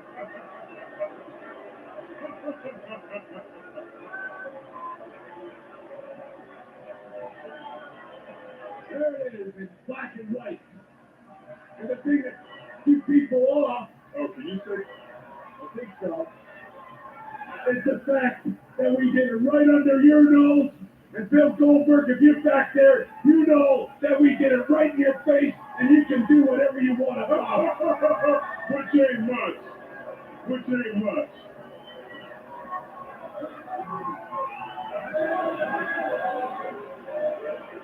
You know what? Since Scott and I came to WCW, you'd have to say that it's kind of been hot and cold between me and the fans. And Scott and the fans. We've always stayed hot, though. But the thing is, the reason you people always cheer the outsiders is because you want to be hip. How can you guys even consider yourselves hip when you're so gullible and so stupid? Oh, you can't say that, Kev. Somebody said it because I just heard it. Take a good look at yourselves right now. You guys fell for it. You guys want to cheer the outsiders because you're hip? You guys should look at you people. Oh, Kev, come on, you're being a little hard on them. A bunch of $5 an hour people stand out here right now. Yeah, I know I'm number one, buddy. That's what your wife said. The thing is, people, we don't need you. We've never needed you. We'll take your money, though.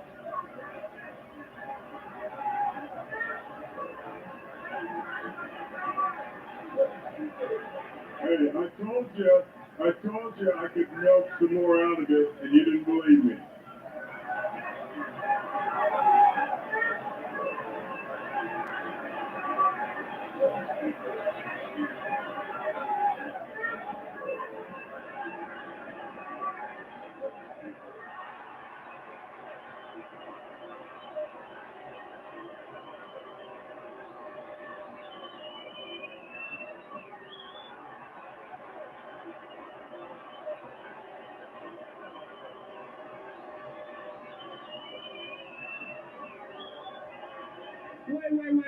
Wait a minute. It's pretty close, Jeff, but I think we took them. I'm going to declare this the first annual Slapnut Convention. Because I have never seen such a group of zeros and idiots assembled in my life at one time. In case you didn't know it, I am the chosen one. And piece by piece, this puzzle was laid out. And nobody, and I mean nobody, saw it coming. I didn't know where we were half the time. I guess next time we're going to have to use subtitles. No, but that won't work. Because asking these people to read anything more involved than a label on a bag of pork rinds would be an exercise in frustration. Believe me, this NWO is going to be different. Believe me, no bastardizing, no watering down like last time. There will be no heaven eggers in the group, only the elite. Because once you've had the black, you never go back. Well, that puts an end to that NWO dialogue.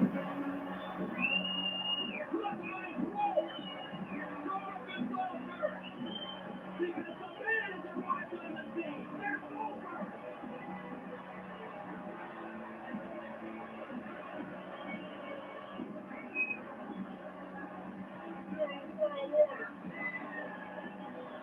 If you are really silver football man, listen to me right now. Listen right now. And you listen to it. I've been thinking about Monday night 1,000 times. And for me, there's only one truth. Compassion is dead. And so are you.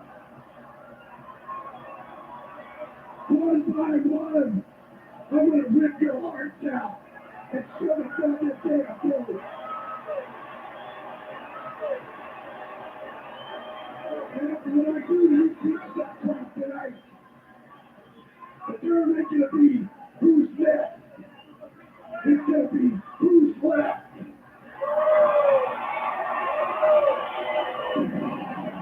And you keep your grass and still jumping. You step up to the plate right now.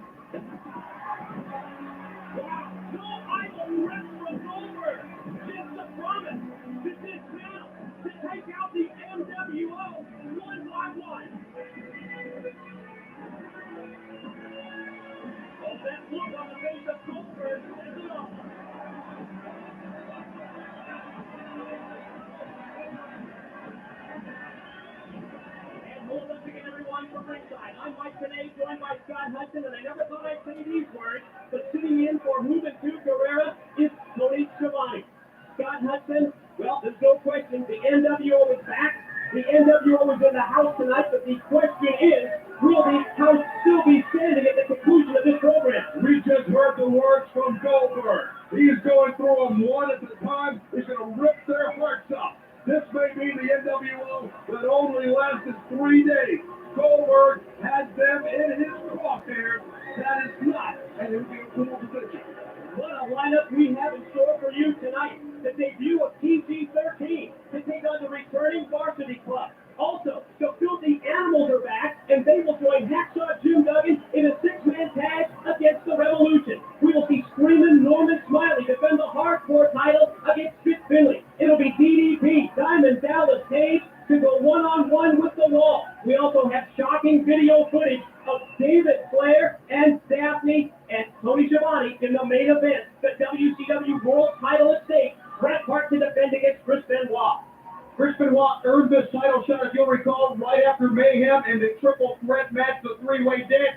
Think about all the people that Bret Hart has screwed because of the turn with the NWO. But I believe on top of that list is the crippler Chris Benoit. We'll be talking about that. Me, Gene Oakland, will talk to Chris Benoit to get his feelings as well. We can't wait to get this thunder kicked off. It's going to be a great program, all topped by Bret the Hitman Hart and the Canadian Triple for the World title.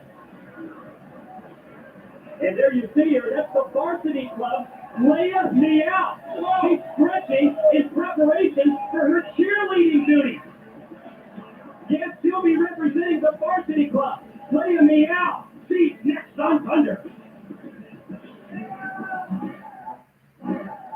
Check this out, friends. The moment you've been waiting for has arrived. WCW Mayhem the Music, the official soundtrack of WCW.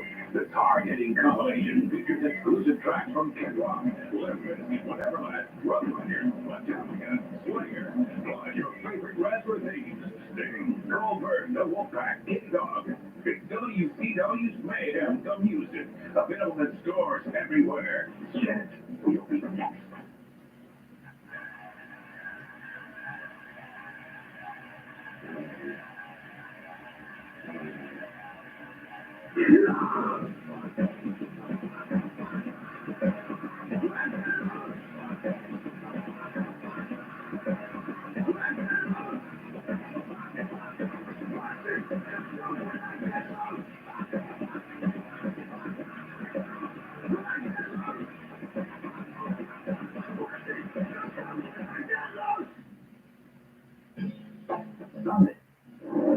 And welcome back everyone to Thunder. And what's this?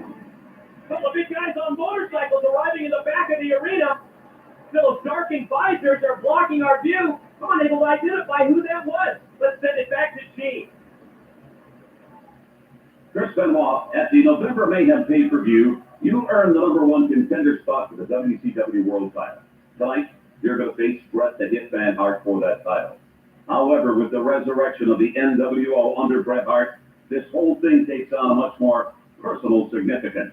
Gene, I've always believed that life is about being true to yourself. And part of being true to yourself is about making decisions. Some are hard, while others are easy. I've always preferred the hard decisions because they require sacrifice and commitment, while the easy ones are about cutting corners and compromising one's integrity. I grew up very close to the Hart family, and in them, I found a great role model in Bret. He not only was always very true to himself, but he was always very true to his friends.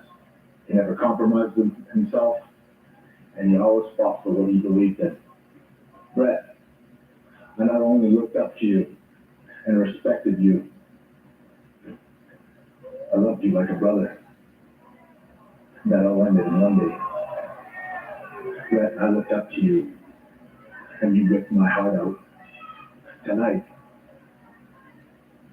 I'm gonna rip your heart out.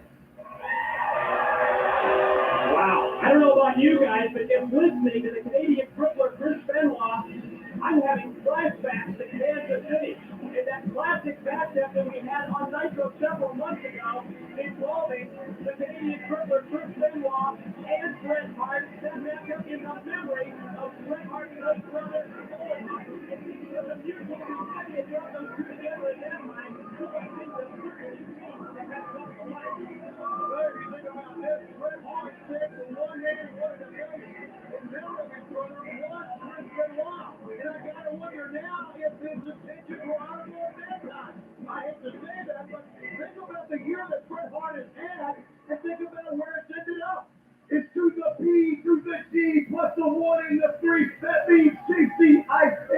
4 feet deep. We ain't playing no game, so you better beware. You don't like us, so what? We really don't care.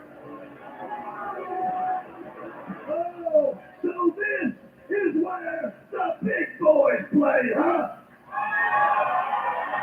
Well, I got something to tell you. We ain't big. We ain't boys. We just cool like the water in the swimming pool, baby. And we gonna take these school fools to school. So bring out the teachers and let's get it on. I guess that's our formal introduction to PG-13. We saw them arrive this past Monday out of the crowd in Baltimore, Maryland, attacking varsity club members Mike Rotundo and Rick Snyder with those great markup caps. Great marking. They did a number on Monday night on Miami out.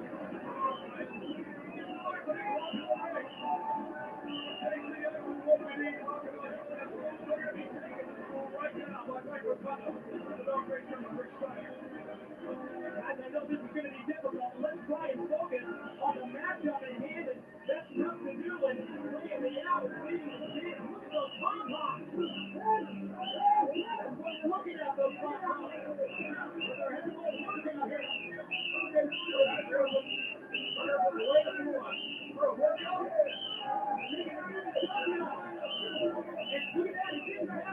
Apparently the dog big traveling, but we're going out. Little Billy tags run all back. Do we have more of those? Okay, look back.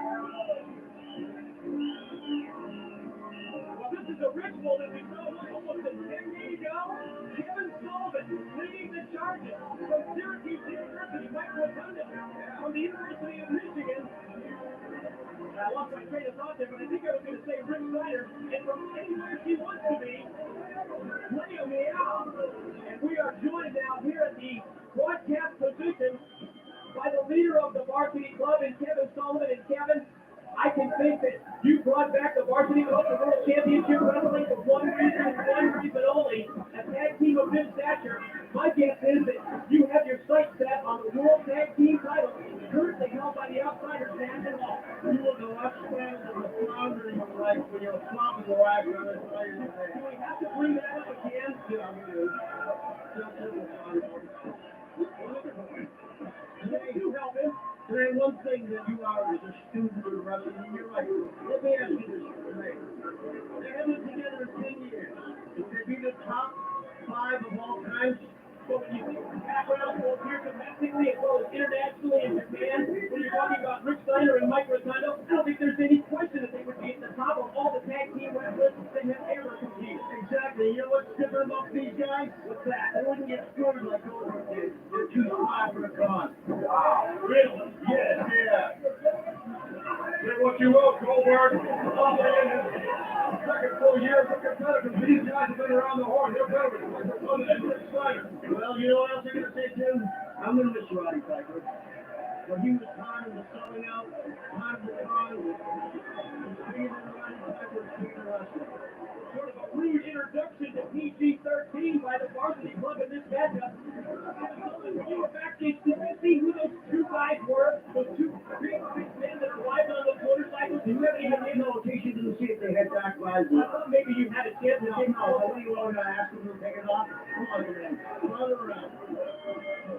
Referee, we can get it on. I need to go somewhere. That's all they fell. Get the door that goes down the headset. This bastard totally out of control. He had to settle disqualification is my guess. Mickey J just walked in the towel. You gotta go pretty local. I believe it is. And you know, you gotta get PG-13 came in on Monday. They attacked the varsity club, and this is their little payback. What are they doing with the real meow here now? We're gonna shoot.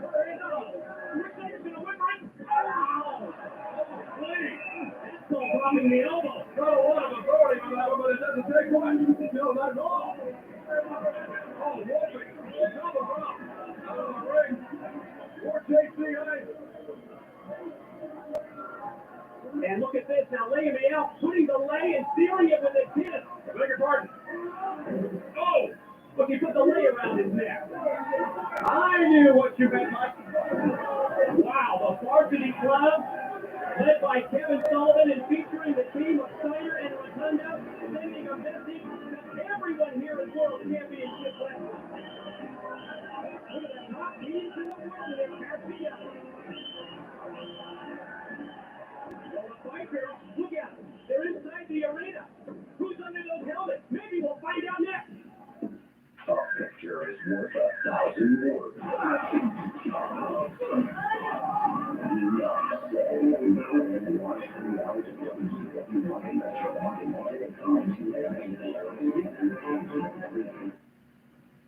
Can you?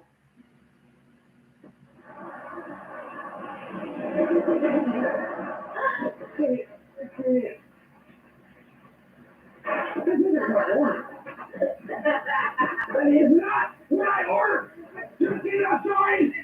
I wanted Salisbury steak. You made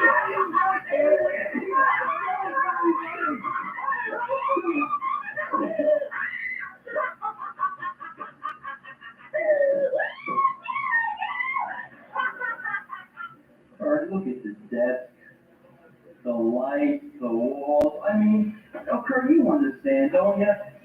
It took 2 months for me to get Jared and Brett and the outside is where I wanted to get them to return the NWO. I mean, somebody had to be used, somebody had to be abused. Somebody always has to be the best. I agree with you 100%. How about this LaParca? How about this? How about the Shane?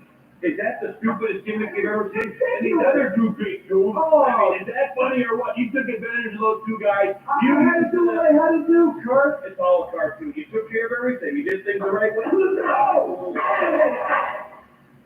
I'll tell you something. You screwed with our lives, and now we're going to screw with you. It's not going to be easy. It's going to be slow. It's going to be painful. And you're going to feel every thread go through you until there's not an ounce of blood left in that pathetic little body. You have a good day, folks. We're clocking out. Oh, now the questions are being answered. Yeah. It's painfully obvious that Kurt Hennig, Shane, LaParca, and as we just saw, that was creative control on those motorcycles. That group had no clue that the powers that be were orchestrating the return of the NWO. Talk about being used because they were just pawns. And again, Brooks was just operating on a little faster. The powers that be, positioning men, you heard it, it's like a chess game.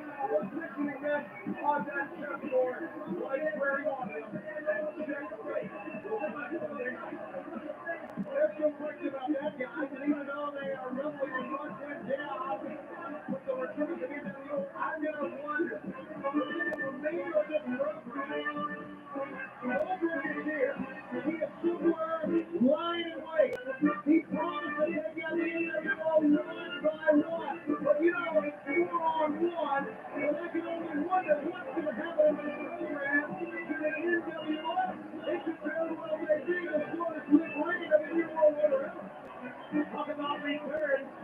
As we see Hacksaw Jim Duggan make his way to the ring, the filthy animals were back to test Monday on Nitro, and finally, Hacksaw had some backup. Unlike a Starcade with the Varsity Club, turned their back on that hatred that true Americans leave Hacksaw Jim Duggan. Well, that Starcade, Hacksaw Duggan thought he could do it on his own against the Revolution. I guess respectfully, he should have been out in the United States with red, white, and blue. Rose through his face, he could not do it, and he let it right on the face Monday night. I lied. That's Starcade.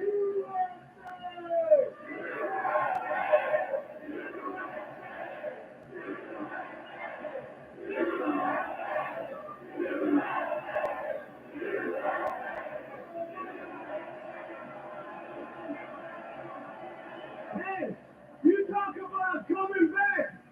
Well, take a look at this motley crew here. At the front, you know, the filthy animals are a lot of things, but one thing for sure that I know that we are is Americans.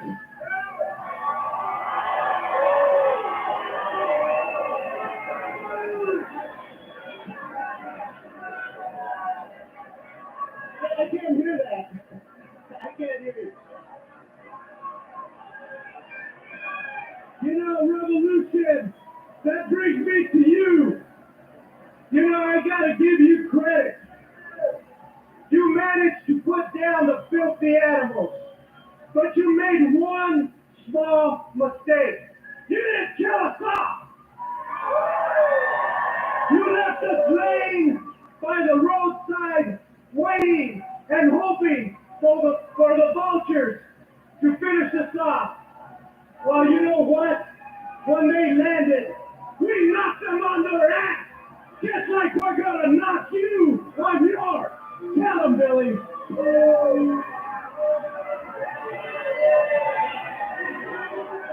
You know, me and Eddie had our problems. But that's because sometimes I think with the wrong.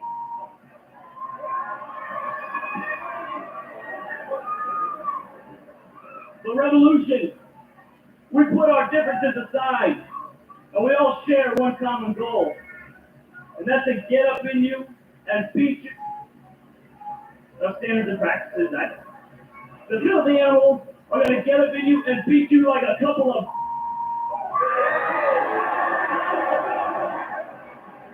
Ay, ay, ay, una, dos, ya, buena, ya. Ay, ay, ay, me explico, ya. ¡Órale! ¡Arriba la raza! Yeah, we got four tricks in the back of they want a revolution. But tonight, let's begin this war. You know what revolution? There's going to be no prisoners. There's only going to be victims. Because you know what? Not only do we got all the cannons, but we've also got all the... unemployment and all that. We probably better than. Oh, yeah. Yo, revolution. You want to take out my knee and play stupid? You want to hang me upside down like a monkey and be funny? Well, take a bite of this. The filthy animals are reunited. And please believe we will. You like the dogs? Yeah, we are. But we can have to get into it.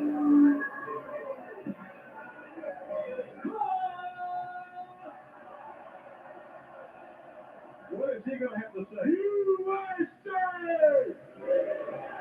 Well, thank goodness.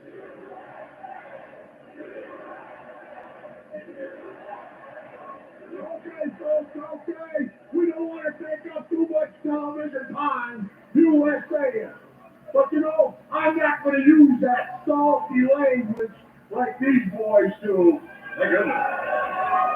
But revolution, I'm going to make you my personal. Yeah, just say it. I don't think you can say it. Go, go.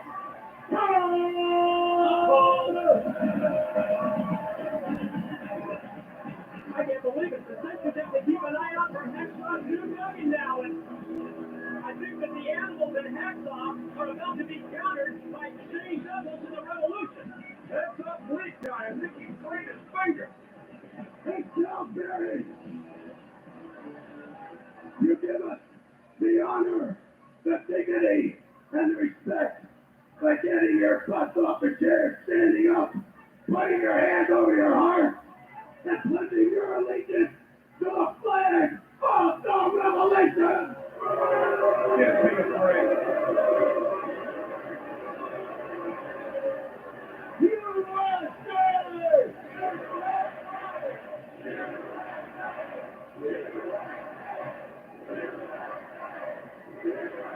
Okay, get over your ass, but can you spell it?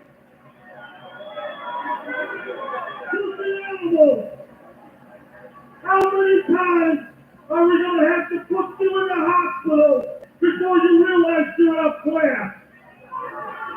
Come to think of it, how many times will Fred Flintstone get this car before he realizes that rack of ribs is just too big?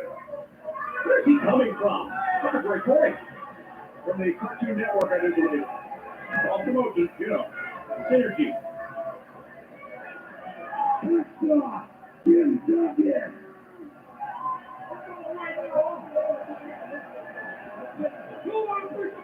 Yeah, listen to Conan. If it's the last thing I do, that you denounce this damn stinking country called America. That's not can't bring himself to do that. And you can either do it, baby. Shut the hell up.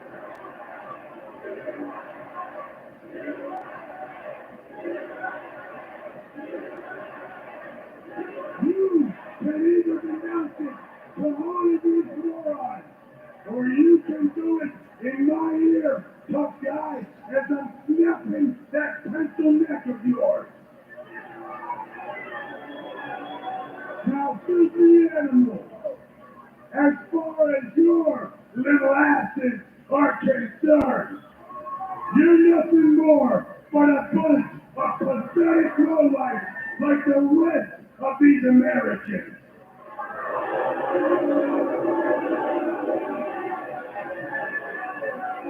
You say this is a great country, right?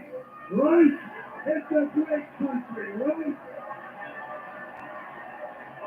But every damn week, you know, when every damn takes some taxes out of your check to pay for all those programs you lazy low-life fat asses stuck off of with this government.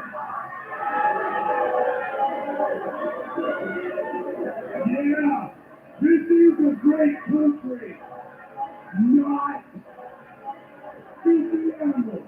You call it comeback. I call it being an idiot.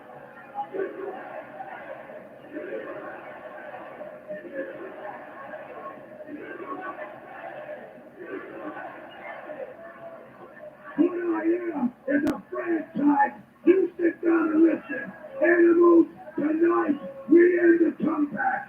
You're squarely in the crosshairs of this revolution. Crossfire bazooka. Welcome to the match tonight, punk. Shut the hell up.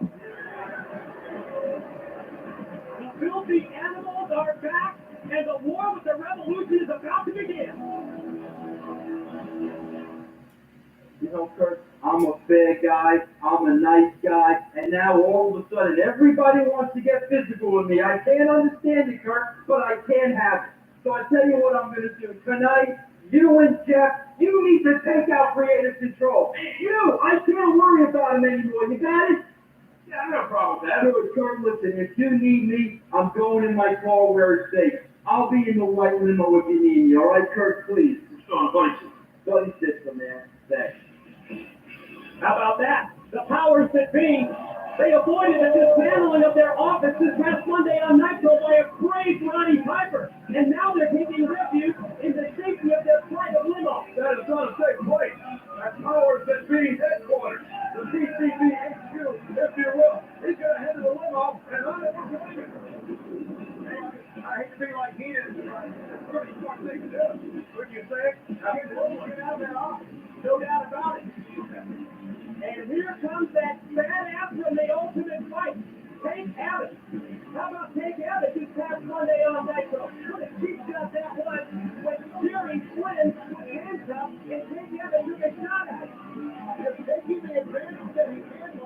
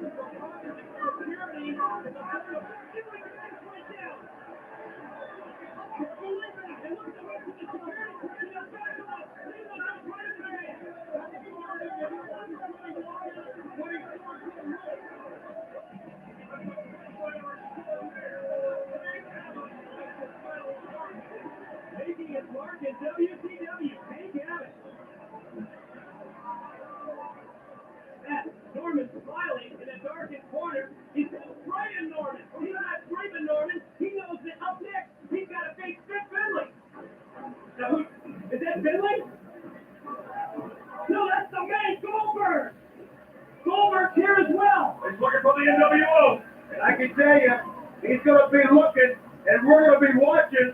He's going through a door. What could he be up to next?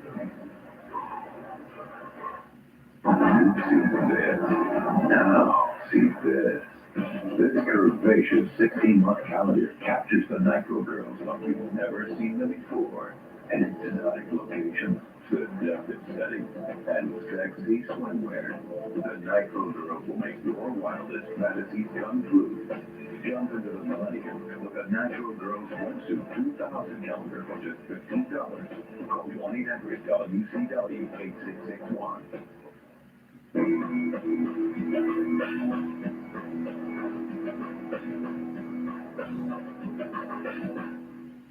Artist, were you happy with that musical selection?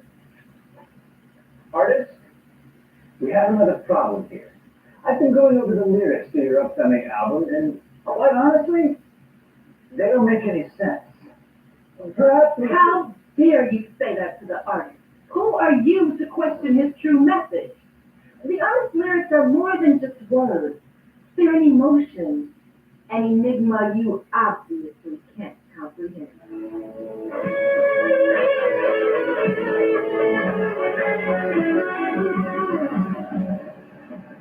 Wow, what an egomaniac!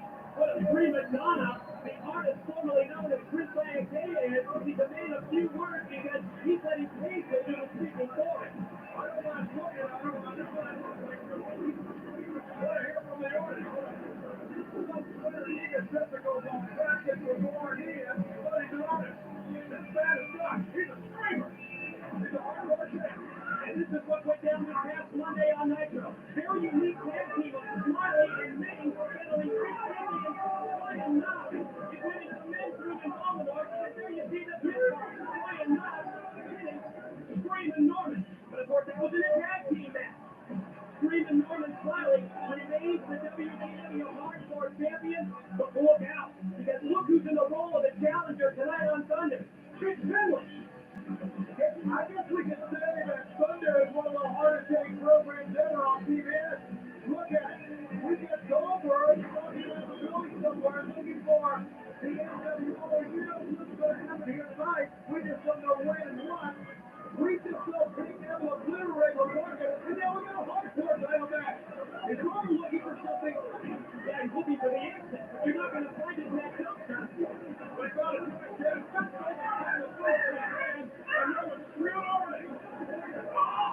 Bring it out in the hometown jersey here in Salisbury, Maryland, and he takes a couple of shots to the back and to the head. But that good guy, now that will prove the secret of the game. Look it over his back, and Chris Finley.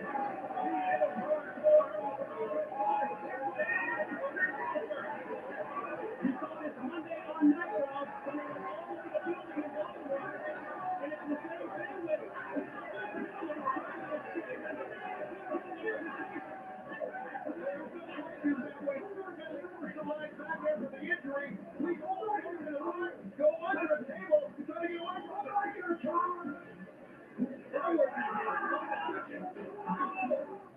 Brian Knox was ready. He was waiting for it. Playing into the Nintendo down to the back, using that Nintendo stick while Norman screams. The hardcore champion being dismantled. Oh, not a refrigerator door. Slammed on the head of Norman Siler. Drill sergeant. Oh, Siler. He's trying to get out of that concession stand. Wow, that's Finley. The grip is coming into him.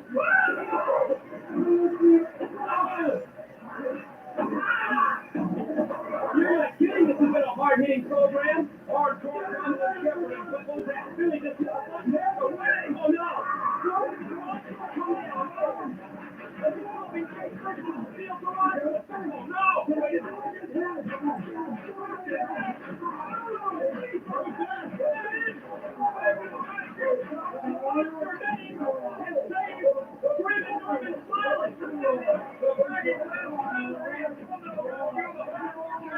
One-man wrecking crew, the roster made, one line on the 50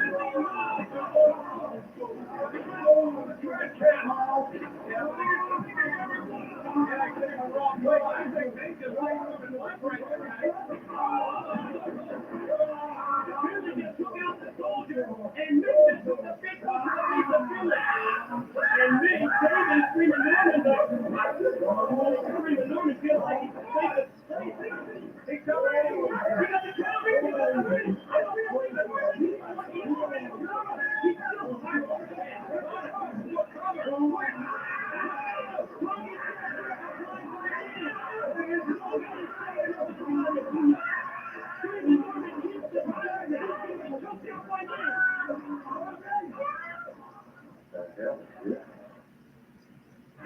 They don't see me now? I didn't know I'm up that.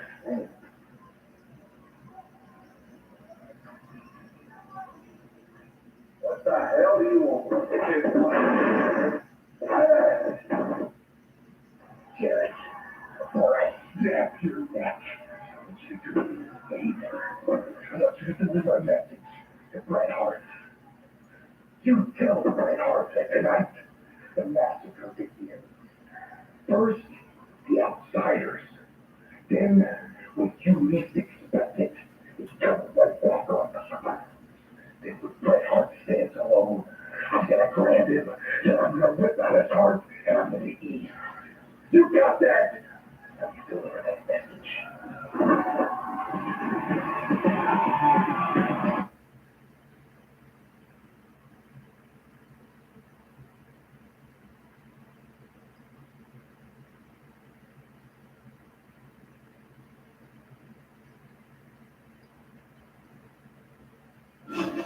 There's certain rules to surviving. Believe me, I know. They always come back. The killer is part of something in the past. But this one just feels different. You're all in danger.